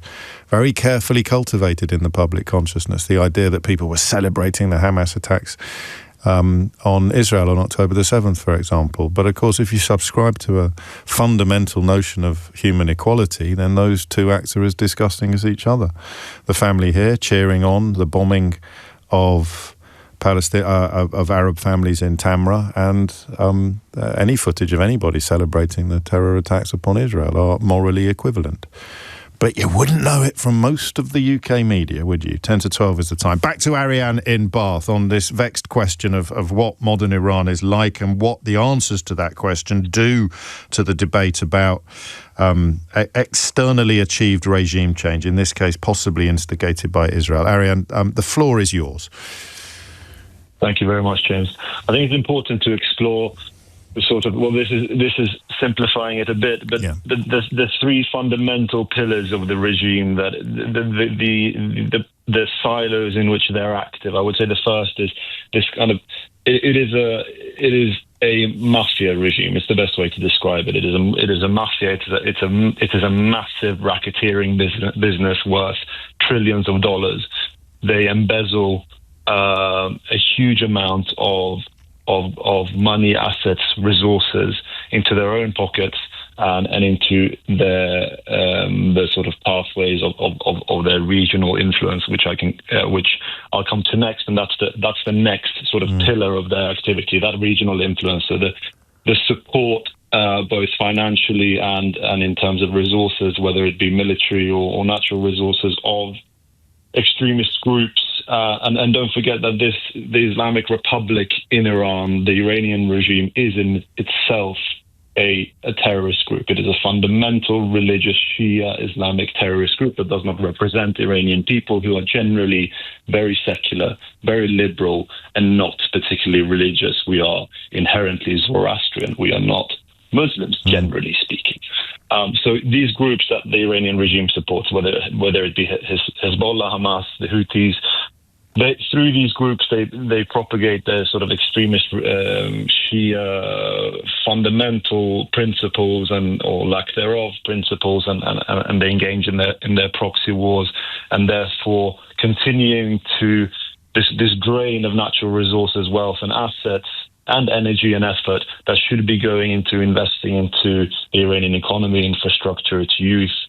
All of that is being redirected and stolen and taken away from the Iranian people. So it's very, very important when I've listened to your show and LBC for years, and when you listen to people speak, or whether it be on LBC or any other outlet, people often tend to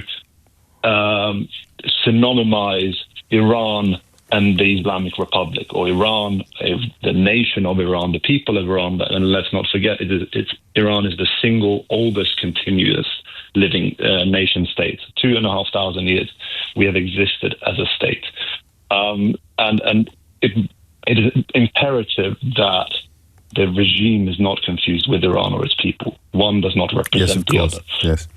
And the third, and this is probably the most important, and this is why I have my opinions and the Iranians have their opinions, and there is a diverse set of opinions about this conflict and the action that needs to be taken, and regime change that almost all Iranians want.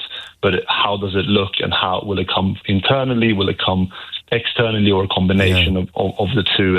And what is it, through force and war, or is it through, I don't know, intelligence agencies such as like the 1953 coup, and which happened without much fighting. So the third pillar of the Islamic Republic, the mafia regime that has taken our country hostage, is the control of its people, clamping down on dissent, on defiance, and removal and of true democratic values and basic human rights, whether it be freedom of speech, freedom of expression, things like music.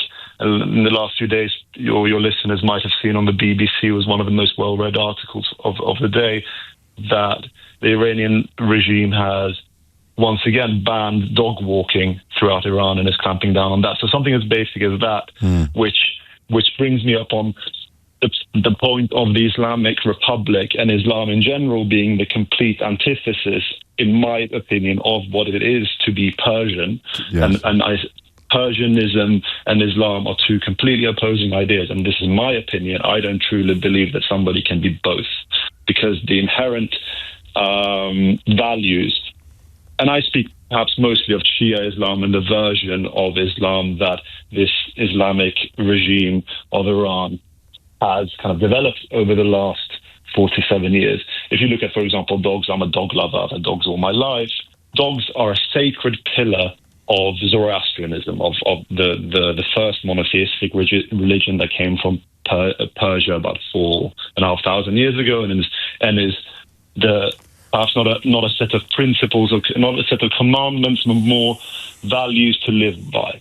And that in itself is just one example that I use of how this clampdown on this maltreatment of dogs, for example, goes against all Persian values. And that goes back to this old adage of, you can tell how civilized a nation is by how it treats its women, its animals, or any more vulnerable people. And theocracies are generally going to be the opposite of that model. I don't want to run out of time, but I do want to know. Yeah. And again, I don't want to oversimplify the nuance that you've provided or break it. But I mean, the situation is so awful that even if it's instigated by Israel, we would welcome regime change. How widespread is that view?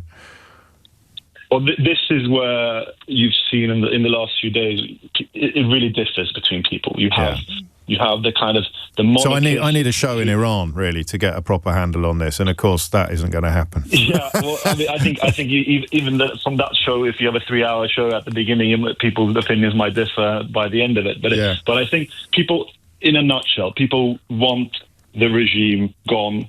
Perhaps not at all costs, but you know, I think we are very open to exploring options. Like your last caller, Nova, I think for the first or 2/3 of that call, she was very reasonable, and then towards the end, the train started going off track a bit. It's very delicately put. I'm gonna send you down a siding now, Arian, because I want to squeeze in one more call before 12 noon. Massey is in Manchester. Massey, what would you like to say? Hello. Hello. The fact is that I think about the current situation is in Iran. I think that we have always been in a war. Our Iranian people have always been in a war. I totally understand people talking about inflation and stuff like that. Yes. But it goes way beyond it. And if you think about it, the regime in Iran, well, I don't say that people have always been like this, but I have lived in Iran for more than 3 decades, and I have seen people who were mostly religious people, and they were okay with this regime. Yeah. During so many years, they have changed because they have seen lies, and they notice that the lives of people is not important for this regime at all. If you have a look on different protests and the movements that have been happening in Iran in 2019, 2022 and 2009, all of these, many people were killed. Nobody is ever going to know the exact number of people because they just don't let people to make other people in the whole world be informed about it. It's just everybody is so oppressed there. And yeah, it's like everybody is suffering from the fear. If you're a journalist there, and even if you are a journalist outside the Iran, you always have to be really careful because they are that brave that they can threaten you by the lives of your family there. I think we spoke to Paul, didn't we, about this, Paul Caruana Galizia, not long ago, about the evidence he'd unearthed of dissidents in this country coming to being targeted, if you like, even in this country by agents of the Iranian regime. I don't want to run out of time, Massey, and you paint a hideous picture. How hideous would it have to be before a significant portion of the Iranian population would even contemplate the possibility that Benjamin Netanyahu might be the man to start the regime change? But honestly, I think the war is the ugliest thing that can happen in any country. When it happened first, and they actually went for some of Iranian military people, we thought that, okay, it might be the start of change. But at the moment, there are some people being killed, like normal civilians. Yes. And our family are back there. We are so worried about them. We are worried about people in Israel that might be killed as well. Yes. It's about human being. But the thing is that I know that even if this regime is going to say that, okay, this number of people have been killed, innocent people have been killed, they're just using it. They don't care about the lives of people because even in the past, they have been killing people themselves. I mean, it is one of those conversations where, oddly, the extremes seem in danger of meeting, and you realise that the huge portions of the ordinary people are nowhere near either extreme, as in the people ordering and undertaking the killing. But it's all a bit John Lennon, isn't it, Massey? The hope that everyone can live in peace and harmony. 12 doesn't mean we should stop trying. Thank you, and I apologise for not giving you longer, but I'm already very late for this. James O'Brien on LBC. didn't get the time wrong again, did I? I don't think I did. Why are you sending me messages telling me my clock is 30 minutes slow? It's now 12:04 and you are listening to James O'Brien on LBC. It's a nuance, so I've got to stop saying it, actually. It's turning into a bit of a catchphrase. But here are two front pages that display quite perfectly how hard it is to bring any form of nuance, if you like, to the conversation that we're about to have. The first is on the front page of the Daily Mail. Starmer in full retreat over grooming gangs, which is an interesting take on the matter. But it is the Daily Express that wins the prize. Say sorry for delay in sex gangs probe. On the front of the Daily Express, which is Kemi Badenoch, whose party was, of course, in power. Well, actually, dates are quite important here. So, Andrew Norfolk of The Times, who passed away last month, I meant to pay tribute at the time and I was overtaken by events. He passed away at the age of 60. Did we remember to do so? I can't remember. I think, my memory, eh? He kind of broke the dam on this. It could have been the previous year. There were a couple of investigations in other newspapers, but Andrew Norfolk is certainly the one who is widely perceived as having done the heaviest lifting on this issue of grooming gangs of disproportionately or predominantly Pakistani heritage. And he did absolutely extraordinary work, which sadly many people remember without mentioning the regret he later expressed as how the issue had been hijacked by people who obviously cared a lot more about the ethnicity of perpetrators than they ever would about the suffering of victims. But Andrew Norfolk began work, I think, in 2011. I've got it in my head that we first started talking about it on this programme in 2010, but in the absence of a forensic check, we'll go with 2011. So we've been covering this issue for the best part of a decade and a half. And it was, of course, the Conservative, originally in coalition government, that came to power in 2010. So hearing Chris Philps or hearing Kemi Badenoch somehow try to turn this story in any way into a Labour-related, at a national level, into a Labour-related scandal, if it wasn't such hideous territory, it would actually be hilarious. Kier Starmer hasn't been Prime Minister for a year. And Kemi Badenoch wants him to say sorry for doing something within a year that, hang on, I always get this wrong because I forget about the lettuce. Cameron, May, Johnson, Truss, Sunak. Yeah. So Kemi Badenoch wants Kier Starmer to apologise for taking less than a year to do what 5 successive Conservative Prime Ministers never did at all. Doesn't necessarily mean that the inquiry that he has now called for is, quotes, necessary, end quotes. And let me tell you why I make that point, or why I pose that question. It was in October of 2022 when Professor Alexis Jay finished a 7-year inquiry into the countless ways children had been sexually abused in England and Wales. And of the 20 major proposals, how many do you think have so far been implemented? I can go back to January of this year. I can't triple or quadruple check, but as of January of this year, precisely none of the proposals had actually been implemented. So you have an incredibly far-reaching 7-year inquiry into all forms of abuse: churches, schools, custodial institutions, political parties, religious groups, children's homes, and more. Something that some of you will know was particularly close to my heart because my public school merited a sort of section of its own in how these cover-ups happened and how my school friends, my schoolmates, were so hideously betrayed by the men into whose care our parents had very trustingly put us. My school got its own section in the final report, but as far as I'm aware, none of the recommendations have been delivered. So we're going to have another inquiry. I'll tell you something pretty straightforward, and I think it's important to tell you this because I did remember to pay tribute to Andrew. No, I am glad. I told you my memory is not to be relied upon at the best of times. But the fundamental theme of child sex abuse in this country, and probably in all countries actually, but I'm not qualified to comment on any other, is that victims are not believed. That is, if we could change that, we would change everything. tried to change it. There were efforts to change it when the big scandals broke, but the BBC and the Catholic Church, it looked as if there was a little moment when it would actually become a much more common position that you believe victims. But we don't in this country. We don't believe victims. And when we have no choice but to believe victims, we tend to blame them.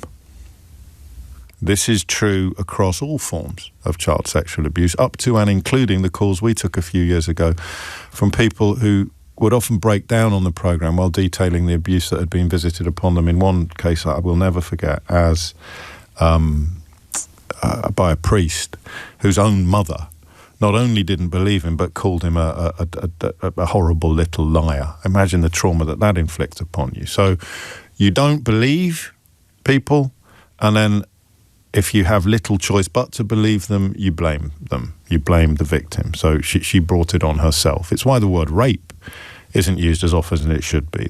These are rapes, but because a 14 or a 15-year-old girl is perceived by people who should have been looking after her as somehow having given permission to her abuser, the word rape doesn't appear in these conversations as often as it should. The reason why they are referred to as grooming gangs is actually quite pertinent as opposed to rape gangs, because it makes a distinction.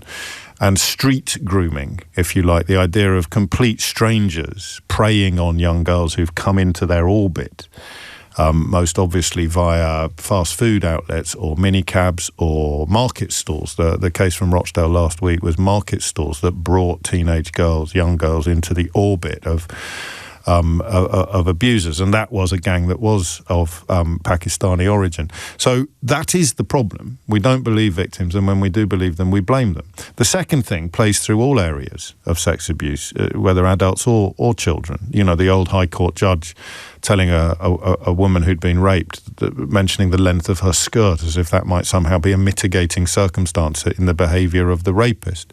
The most hideous testimony, and I've read more than anybody should, of all of these cases, all of these inquiries, involve sort of 13, 14-year-old girls being effectively described as prostitutes by the authorities, as if the often quite pathetic rewards they received from the men who were passing them around their friends formed some sort of contractual relationship that could be filed under prostitution. And it's hideous. And I can't see any circumstances in which you would say, I'm really not glad that there is going to be another inquiry into this. The politics of it is quite interesting, but ultimately, and however worried you are about what Andrew Norfolk described as the hijacking issue of the far right, and you don't need me to tell you that you can tell in a heartbeat how many of the people who make the loudest noises about this particular crime when it's committed by people of Asian extraction have never said a single syllable about similar crimes being committed by people of Caucasian extraction. You don't need me to draw you a map of what that tells you about them. But if this inquiry brings to justice either perpetrators of these evil acts or people who could have brought them to justice earlier but failed to do so, I can't see it being a bad thing. Even if you want to say to me, yeah, but what about all the people abused by white men who haven't had justice? I go back to an analogy a bit like the one I had about Saddam Hussein in the last hour. If you can line up 10 vicious paedophiles against the wall and you've only got one bullet, in this case the bullet being justice, the bullet being court, and you know a government decides it's only going to go for the brown ones, that's better than not going for anyone, isn't it? It has to be. Yeah, you know me and my little voice in my head going, "Oh, is it? Is it? I don't know." Of course it is. If it's only go after the Pakistani ones, or go after none of them, then go after the Pakistani ones. And there were elements to these crimes and these scandals that were peculiar to men of Pakistani origin. But when you look at the big statistical picture, it's a relatively small part of the problem. And you look at how long it took for the boys I was at school with to achieve justice, or the children abused by Jimmy Savile who never did. The idea that Kier Starmer is deliberately and specifically focusing upon a very distinct constituency of child abusers and paedophiles could become problematic. I don't think it will, and I don't. Well, and I really, really hope it doesn't. So it's a pretty simple question on this. And remember, some of the sort of self-styled champions of these girls would think nothing of jeopardising the trial of abusers by turning up with a film crew and committing obvious and blatant contempt of court. So I imagine most people that listen to this programme will not need this caution or this reminder, but judge somebody's concern for victims by how they speak about all perpetrators of child abuse, and judge somebody's concern for victims by how carefully they respect the rule of law when they are actually being put on trial. So has Kier Starmer done the right thing? 20 recommendations from Alexis J, countless inquiries already undertaken, and we're going to have another one, which could take another 7 years. It will have statutory powers, which is something that you obviously can't have if you're crowdfunding your inquiry from people on Twitter. So this will have statutory powers, which means people will be compelled to give evidence. And that may mean that this is a necessary inquiry. Starmer's position, people are going to use the word U-turn in headlines an awful lot. If there was a U-turn, it happened in January when he charged Louise Casey with looking into this and finding out whether there was a particular case to answer. He was the director of public prosecutions who actually decided to reopen cases. I mean, in some ways you could depict this as a continuation of his work. He was the DPP who, on the urging of Nazir Afzal, who was the chief prosecutor in the northwest of England, wanted to go back to cases where justice had not been seen to be done, where victims had not had their day in court, and reopen them and bring people to justice. He wasn't a politician at the time. He was the head of the CPS, and he succeeded. I mean, that is one of the crowning achievements. One of the reasons why the Tories gave him a knighthood was precisely because he had these scandals brought to his attention and went back and revised them. He charged Louise Casey with looking into the bigger national picture back in January. She reports at about 3:30 today. He has seen the report and he's concluded that it is worth doing. And you can't object to that, even on the grounds that there is a danger that it looks as if he is pandering to public concern about brown child abusers while ignoring the victims of abusers who were not of that ethnicity, not of that extraction. And then people with the, I don't know what, the political proclivities to swim in the opposite direction. Well, not the opposite direction from me, but people who I would probably be in agreement with on most subjects are now accusing Kier Starmer of pandering to the far right, of pandering to the people. And this is where things get tricky and where I hope we'll be able to have a helpful conversation. This is where things get really tricky because the public perception that these crimes are of a different order from crimes committed by people who aren't Asian is very real and very widespread. It's not confined to sort of far-right agitators looking for any excuse to give a Muslim a kicking. And the crucial distinction between people who care and people who don't care is very, very easy to draw. You either look at their attitude to abusers of a different background and ethnicity, or you simply ask, are they trying to use this to demonise all Muslims? Are they trying to demonise all brown people, all men of Pakistan? Are they trying to claim that this is somehow indicative of an inherent flaw, an inherent perversion, an inherent depravity? And of course, if they are, then they're up to no good. And Kier Starmer stands accused this morning of pandering to those people who want all Muslims to carry the can for the crimes of these men, many of whom, it would seem, despite Kier Starmer's best efforts as Director of Prosecutions, Public Prosecutions, many of whom may well have got away with their disgusting crimes because of that thing I began this introduction with. Victims are not believed. And if circumstances arise where they have to be believed, then they are blamed. And that's where I get a little bit distressed by the refusal of people who will stand up in Parliament or appear on television talking about this, who clearly haven't read the paperwork, clearly haven't spoken to people running children's homes who could not keep the girls indoors and climb out through fire escapes to go and meet the men who were raping them and passing them around their friends or their social group. That the idea that this is a black and white in every sense of the word, or a simple and straightforward issue, is absolutely ridiculous. So who are they going to punish? Does the bloke running a children's home who literally said to me many years ago, either I locked her in a room, in which case I'm liable to prosecution for false imprisonment, or I let her go out at 2:00 in the morning to the bloke in the BMW that was waiting outside with a bag of grass. And then, of course, she starts taking friends with her. There's not an awful lot you can do to stop it. So I think I just want you to tell me why you think Kier Starmer has or has not done the right thing in this case. I mean, what if he has pandered to the kind of people that we're talking about, or pandered to the public discourse that they've helped to foment, but is also doing something that is worth doing? Has he got this one right? 0345 6060 973 is the number you need. This is good from Vic, who's embarking. He's walking that Ming vase across the ice rink again. His biggest worry is allowing the Farages of this world to conflate the crimes of these men with all asylum seekers, all immigrants, even all brown people, brackets like myself, close brackets, who were actually born and bred in the UK. Well, there's plenty of people who weren't born and bred in the UK who do not deserve, I mean, almost all of the people who do not deserve to be lumped in with these perverts and these rapists. So do you think Starmer can pull this one off?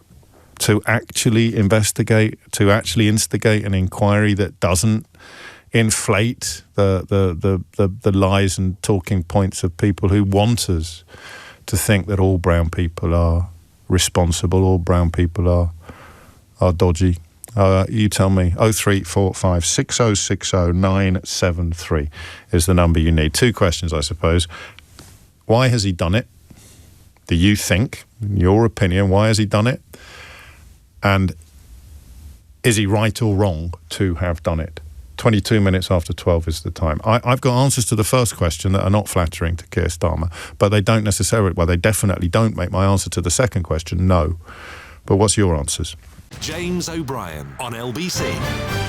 4 minutes after 12 is the time. So here's an example of why some people have reservations about Kier Starmer's decision to mount a national inquiry, crucially with statutory rights into grooming gangs. I don't know until we see the detail whether it will be into all gangs that engage in so-called street grooming, which is a disproportionately conducted by men of Pakistani heritage, or whether it will actually, I can't quite see how it can focus explicitly on people of a specific ethnicity. But here's a reason why some people have reservations. One of the early messages into the studio says, "Hi Goebbels, how about starting with Jess Phillips? She is as guilty as anyone for ignoring the victims to protect her Muslim friends, and for once Starmer is on the right track." So Jess Phillips, who has dedicated her life inside and outside Parliament to protecting victims of abuse, whether physical, sexual, whether grown women or children, was, I mean, maligned in an extraordinary fashion by Elon Musk on his social media platform, I think just after Christmas, was it, of this year? And the perception that is the kind of nonsense, the kind of vicious slur that people like our texter are cheering and thinking that Kier Starmer is somehow pandering to. That's where some of the reservations come to.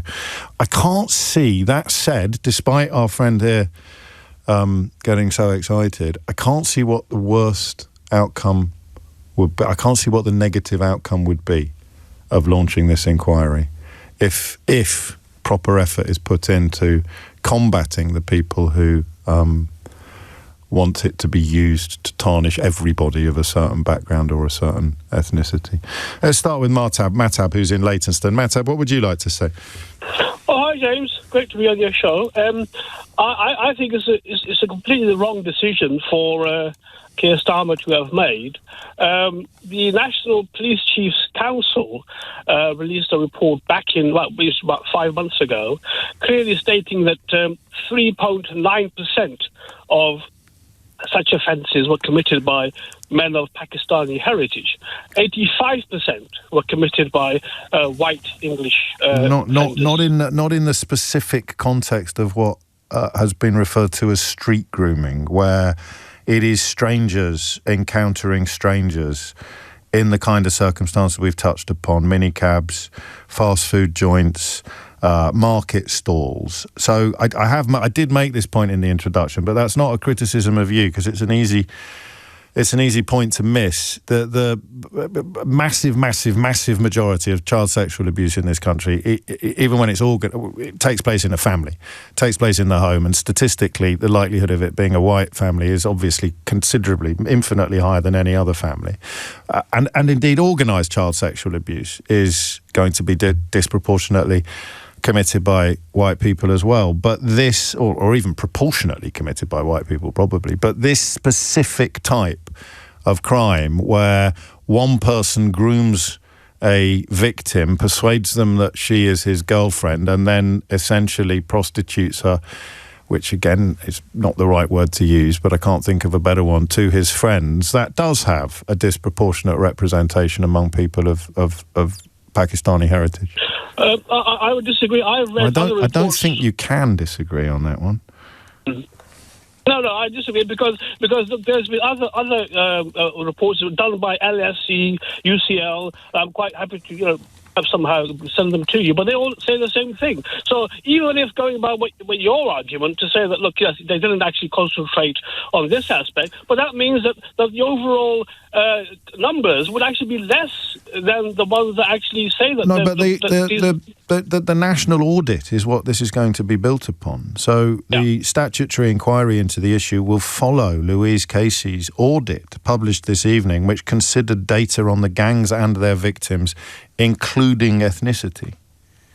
Yes, but that's... How can it not? No, but that is based on certain areas, localities. Of course, you're going to get a higher percentage in Bradford or Rotherham, because the number of Pakistani heritage men there are a lot higher. So that's wrong. It's completely misnomer. Well, then they can reopen any other cases that need to be reopened as well. I don't know quite what you're objecting to. Let us say, for example, that your concerns are justified and that this will only address some of the criminals whose victims have not seen justice. How can that not be better than none? No, it is because this inquiry, as you said, is going to take up to 7 years. No, I'm going to insist that you answer my question. How can addressing the plight of some victims be better than addressing the plight of no victims? Because it's going to pander to the far right. The far right. But what about what about the victims? No, of course I agree. You don't agree. I get respectfully. I think you're answering my questions a little bit too quickly before they've percolated through your thinking enough. How can you be arguing that this is a bad thing to do when it will bring some perverts, it will bring some paedophiles to justice? No, but they've already been brought to justice, for goodness sake. No, but this is what I mean by you responding a little bit too quickly to what I'm asking, because this is specifically going to look at cases where it is believed inquiries were not pursued enough. It's not going to look at cases that have been concluded with custodial sentences. It's going to look at the things that Kier Starmer ordered the CPS to look at when he was DPP, namely investigations that were given up too easily. Sometimes it's claimed because the people were worried about accusations of racism. I want to know the truth of that, because it sounds to me like a very helpful excuse for people who didn't do their job. Why didn't you do your job there? Oh, I was worried about being called a racist. And I want to know that the children who are now adults and didn't see their complaints properly investigated, who were not believed, get another bite of the justice cherry.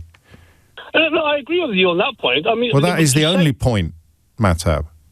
No, I disagree. Unfortunately, look, this thing has been not everyone will understand that point. The average person will think, and this is that's it. Yes, and here it is. So, what is Kier Starmer's job? To actually pursue justice, or to make sure that everybody does understand that point? And this is where your accusation that he's pandering to a section of society who couldn't give a fig about victims but see this as an opportunity to attack Muslims, that's where you get your confidence from. No. The whole point is that it's the manner which it is being done. Why do they have to mention Asian group, as Kemi Badenoch repeatedly says? What I'm saying is that is wrong. By all means, have an inquiry, but why do you have to label it as such? Yes, well, because it has statutory reach, because you can compel people to appear. 70% of offenders in so-called grooming, group-based child abuse, the offenders are white. 6.9% are Pakistani. Figures from the police database where ethnicity is recorded show that in the first 3 quarters of 2024, 85% of group-based child abusers were white, while 3.9% were of Pakistani origin. But if you remove sports groups, schools, church-based groups from those statistics, the Pakistani figure rises to 13.7, which is disproportionate. But yeah, I mean, even if it were 13.7, the idea that it is overshadowing or more important than the remaining 86.3% is something that people like Mahtab and many others will struggle with. 12:32 is the time. Amelia Cox has your headlines. James O'Brien on LBC. 35 is the time. So on the one hand, you have concerns that people who want to use victims of child sexual abuse to malign entire demographics of the population. And on the other hand, you have concerns that victims have not had justice. And that hinges on the historic truth about this country, that victims, people coming forward with allegations of child sexual abuse, are not believed. And when they are believed, they are blamed. So what Emma Casey has been charged with doing, and this is one of those days where I wondered whether we should wait for the report before having our conversation, wait for the details of the inquiry to be published later today, and Yvette Cooper, the Home Office, will be talking about it in the House of Commons. Speaking of the Home Office, they've already opened 800, or the police have already opened 800 historic cases of child sexual abuse by groups since that inquiry was ordered in January. So these Tories queuing up to attack Labour are at least, or rather at best, a little bit deluded, at worst downright dishonest. 800 historic cases being examined. Baroness Casey was ordered to look at, or was tasked to look at, the scale and nature of grooming and to consider data on the gangs and their victims, including ethnicity.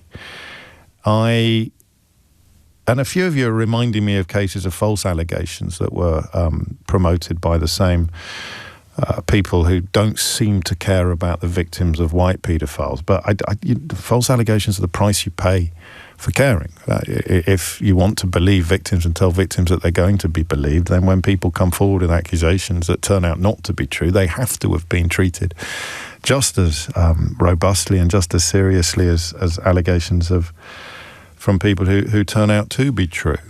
So those are the two things you've got to weigh up. The danger that it will be used to... So I don't want to say for certain that some of the names that you automatically associate with this story never seem to express concern about the massive majority of victims of child sexual abuse whose perpetrators are white and probably related to them, versus this simple idea that genuine victims are going to get justice many, many, many years after the event. So has Kier Starmer done the right thing? 12:37 is the time. Pavel is in Sheffield. Pavel, what would you like to say?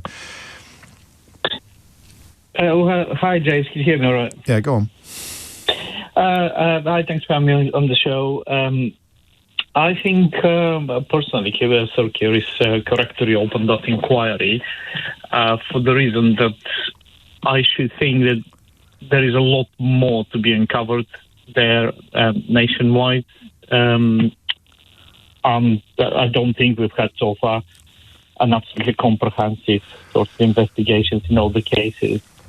Because now two things become true at the same time, don't they? Because the rhetoric of cover-up means that they don't want it to come out, and yet Kier Starmer's original decision when he was DPP to investigate abandoned cases further, and now his appointment of Louise Casey to look into this, and his response to her inquiry, her investigation to launch an inquiry, means that he does want it to come out. So when we say they don't want it to come out, who are we actually talking about? I think my point is not so much about to who, but I think to the scale of the whole thing. And I've been listening to a lot of sort of controversial information about this, and a lot of things about how police departments and constables and whatnot have, cover to stop the investigations. Which, and then you'd want them to be brought to account. But if 85% of group-based child abusers were white, then there's a possibility here that people hoping this is going to be some sort of open season on men of Pakistani heritage are going to be disappointed. I personally do not agree with that. In the sense that an abuser is abuser and a criminal is a criminal. So I personally do not care what background they're from. And yet the loudest voices in this conversation care passionately, and it's all they care about is the background of the perpetrators, the background, which is where the worries come from, that Starmer is pandering to the wrong people. I totally understand, but on the point of Starmer, I think he's had a lot of I just have to say I'm not affiliated to any political side of the spectrum. For me personally, I quite like to see someone who is basing, someone at the helm of this country who's basing their decisions on evidence, methodical approach on evidence. And there is no downside. This is where I think Attab was wrong. Is that if the inquiry finds that there is fire where all the smoke has appeared, that's a good thing. But if the inquiry finds that this figure from the National Police Chiefs Council that he shared with us is reflected, is the most important element of the entire conversation, then he's actually taken the heat out of the issue. He's taken the race-based heat out of the issue. And listen, you can bang on about the far right, not you, a couple of my texters. If you care more, a bit back to the Israel-Palestine conversation, if you are more troubled by a brown rapist than you are by a white rapist, then you are a racist. So this statistic about 85% of group-based child abusers being white and 3.9% being of Pakistani origin is pertinent, relevant and important, but it's not for me grounds to not have an inquiry into grooming gangs. Full stop, all grooming gangs. Not grooming gangs of a certain type, but all grooming gangs, and taking ethnicity into account when examining them. The more you think about it, the more you talk about it, the more you do two things. You think, yeah, this is a good idea, and B, I wonder if we should have waited for Louise Casey's details to actually be published before we started talking about it. Kirsty is in Enfield. Kirsty, what would you like to say? Hi. Hello. Hello, sorry. Oh, that's all right. I do agree that he's doing the inquiry, but I think it should have been done a long time ago. And I think they should mainly concentrate on how the police deal with victims. Yes. And sort of look into that more than sort of concentrating on the race and ethnicity and culture. Well, this is why I'm wondering whether we've jumped the gun a bit by talking about it, because it's the newspapers that are concentrating on race and ethnicity and the rest of it. It's not necessarily what Louise Casey is going to be announcing later today. But tell me why you say what you say. And I mean, not holding a torch for Kier Starmer, but he couldn't have called it. He couldn't have called it much earlier. He hasn't been Prime Minister for a year yet. But the idea that some sort of national inquiry, in addition to Alexis Jay's 7-year inquiry and all the other regional inquiries that have gone on, wasn't in his gift until this time last year. What do you mean when you talk about the inadequacy of the police dealing with victims? Well, unfortunately, I was a victim of grooming and abuse it started when I was about 13.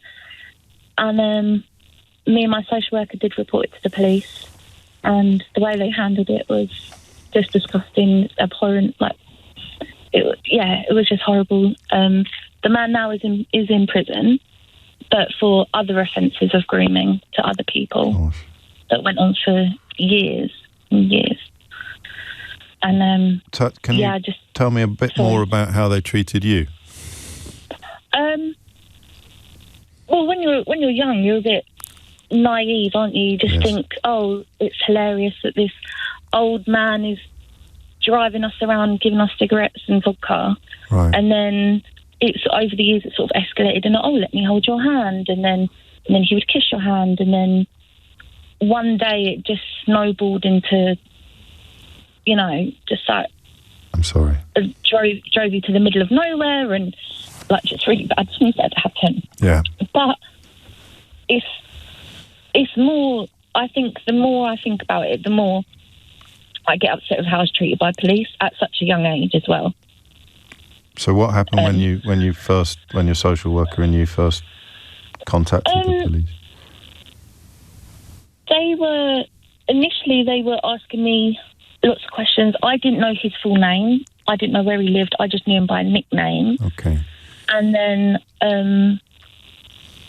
we had a phone call later that day that he was arrested at his home address. So, and he got NFA because he said that I was a prostitute, basically. And but when we were younger, when I was like 13, 14, the police used to pull us over in his car. You know, they all kind of knew of him, would just pull him over, take him out of the car, talk to him, then he'd get back in the car. They'd never really talk to us. This is almost. I'm so sorry, first of all, for what you were put through, and I hope you found a way not to blame yourself for it or consider yourself in any way responsible for what this monster did to you. And for people who don't know, NFA is a no further action. If I've understood you correctly, because you were above the age of consent by the time you went to the police, but you hadn't been when he started abusing you, which is forgive me for using slightly inappropriate language. That's a perfect example of why this is such a tricky thing to be investigated. And what I think they're going to do is look at cases like yours and wonder why it wasn't pursued when you weren't above the age of consent. Because by the time you were, it was too late. They thought, and yet we think, you and me, and most people listening to this, we think it wasn't too late and it shouldn't have been. Yeah. I think I had the thought that because I was, like in homes and hostels and had a social worker, I wasn't the most amazing example as a child, that, they probably just thought I was riff-raff and disposable because that's how I felt like I was treated, because I believe that what actually got him, arrested and actually sentenced was a lot of victims came forward, but the main victim that came forward with their parents and came from a good background. And then it was seen to have taken seriously when not just myself, other people I think had reported him. So, it kind of, I just feel like a lot of police, maybe they've got a jaded opinion of kids because, kids in care.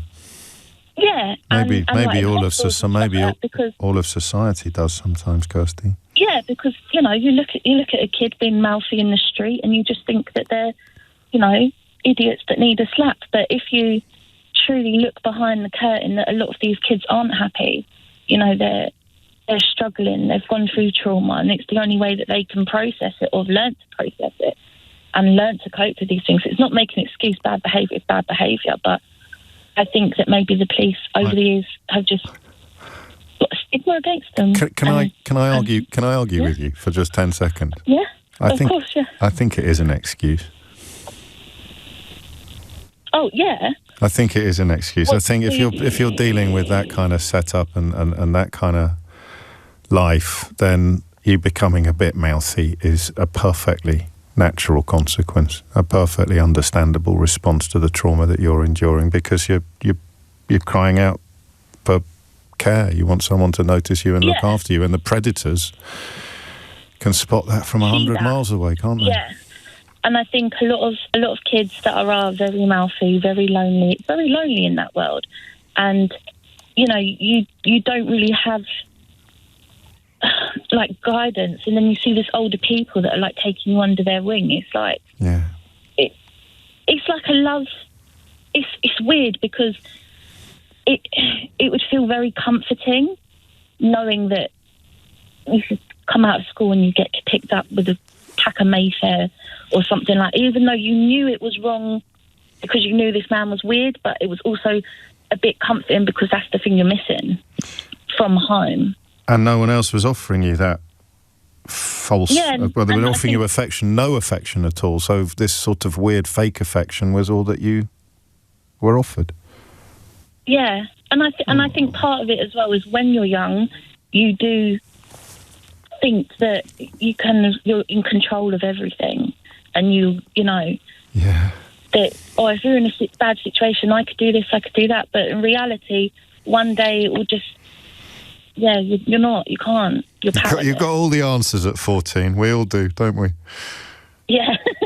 Got it all, everything. Then you spend the rest of your life realising that you didn't have any. And I'm so sorry that your realisation of that was in such a vile way. So the point of this inquiry, as far as we know, will be looking into why some cases were not more rigorously investigated, and whether or not, in some cases, ethnicity played a part in the decision not to investigate. I don't think your abuser was of Pakistani origin. I think he was of Turkish origin. So, not one of the demographics that is usually cited in this case. But what would justice look? Well, what would justice look like for you, Kirsty? Because, as you say, and do you know, all of your story breaks my heart. It really does. But the idea that a girl like my daughter could come forward and be listened to and trusted in a way that you weren't probably breaks my heart than almost anything else that you've told me. But what would justice look like for you now? Because it's cases like yours that they're going to look into. I would think, I don't know, probably just acknowledgement that it wasn't handled well. And the people, what would you want to happen to the people that did not handle it well? I don't know, because I'm very we're all human, we all make mistakes. And I do think that if you do work with troubled kids all the time and get called out to these places, then over the years you probably do have a jaded opinion just like, oh, sorry, I didn't mean to swear, sorry. Oh, we just had to drop one swear word there, which is, in case anyone's... Hey, I'm amazed that you've got this far without a few more. I don't know if I could have told a story like yours without using some, shall we say, some grown-up language, Kirsty. But that's incredibly generous of you. You're a remarkable human being. How are you doing now? A lot of people will want me to ask you that question. I try and block it out, but I've had a lot of therapy. Good. It's a struggle, but just take day by day, really. Try to get on with life and just see the beauty in it, I think for a long time I hated the world. Yes. And now I don't. Well, if you can get to that place, then I don't think there's any reason why the rest of us can't as well. Thank you so much for calling me today. Thank you for talking about it. Well, I'm sorry you were in a position to tell me so much about this world, this story. It's weird because I never ever talk about it, and then I don't know why I just put down the number and I just called, and it's like, but it's good, and I hope other people have the strength to call and tell their side of the story. Are you glad you rang? Yeah, I actually do. I feel my heart's not racing as much, and I actually feel quite this is okay. Well, I'm glad you did too. Thank you. Well, have a lovely day. Take care. Well, you too, Kirsty. Thank you. Thank you so much. Take care. Bye-bye. It is 12:52. You are listening to James O'Brien on LBC. Gosh. James O'Brien on LBC. 55 is the time. There should be a button in the studio so that you get once a year or so, you can just press it and clock off for the day, because like an awful lot of you, and there's some extraordinary messages coming in for Kirsty. If you're still listening, just know that the love out there for you is immense, and the admiration. And I don't want that to sound patronising, because you taught us a lesson about humanity and about recovery. But goodness me, that has done me in. Sam's in Gloucester. Sam, what would you like to say? I worked for about 20 years for social services. On the education side, not as a social worker, and working a lot with children in care.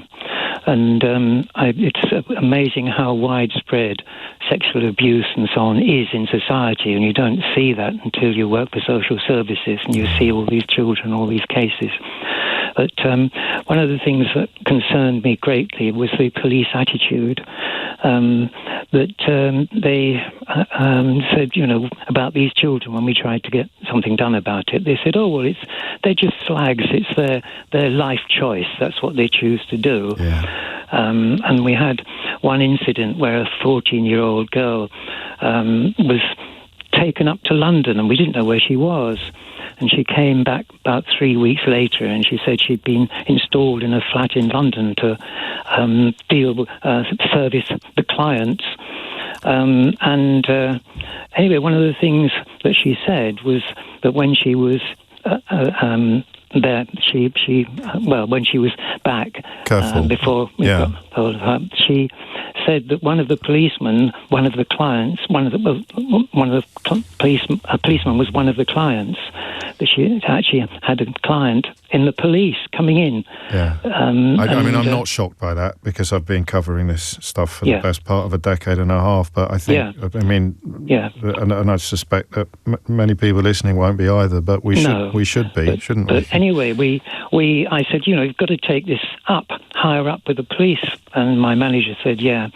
And their answer was, oh, well, she's not very bright. And if she went to court, the lawyers would tear her apart. And so there's no way we can take any action. That's the definition of why cases should be reopened. And, of course, again, no mention of ethnicity here, but if you found some of that copper's colleagues and asked them why they didn't investigate further, imagine how grateful they'd be for the opportunity to say, because I was worried about being called racist. If you're affected by any of the issues that Kirsty touched upon, I should tell you that the Samaritans are available 24 hours a day, 7 days a week on 116 123. And the National Association for People Abused in Childhood offer free confidential support, and they have a hotline that is manned from Monday to Thursday, 10 a.m. to 9 p.m. and until 6 p.m. on Fridays. That number is 0808 801 0331. That is it from me for another day. We'll be doing it again tomorrow from 10. If you missed any of today's show, and it was, I warned you at the top, it was a heavy one, you can, and I wasn't wrong, you can listen back on Catch Up on Global Player and the new LBC app, where you can read and watch the latest from LBC. Put your news categories into the order that you want. You can pause and rewind live radio, and you can listen to a range of podcasts. Download the all-new official LBC app for free from your app store now. Tom Sorbick will be with you at 4 on LBC, but now back once again like a renegade master. It's time for Sheila Fogarty. James O'Brien on LBC.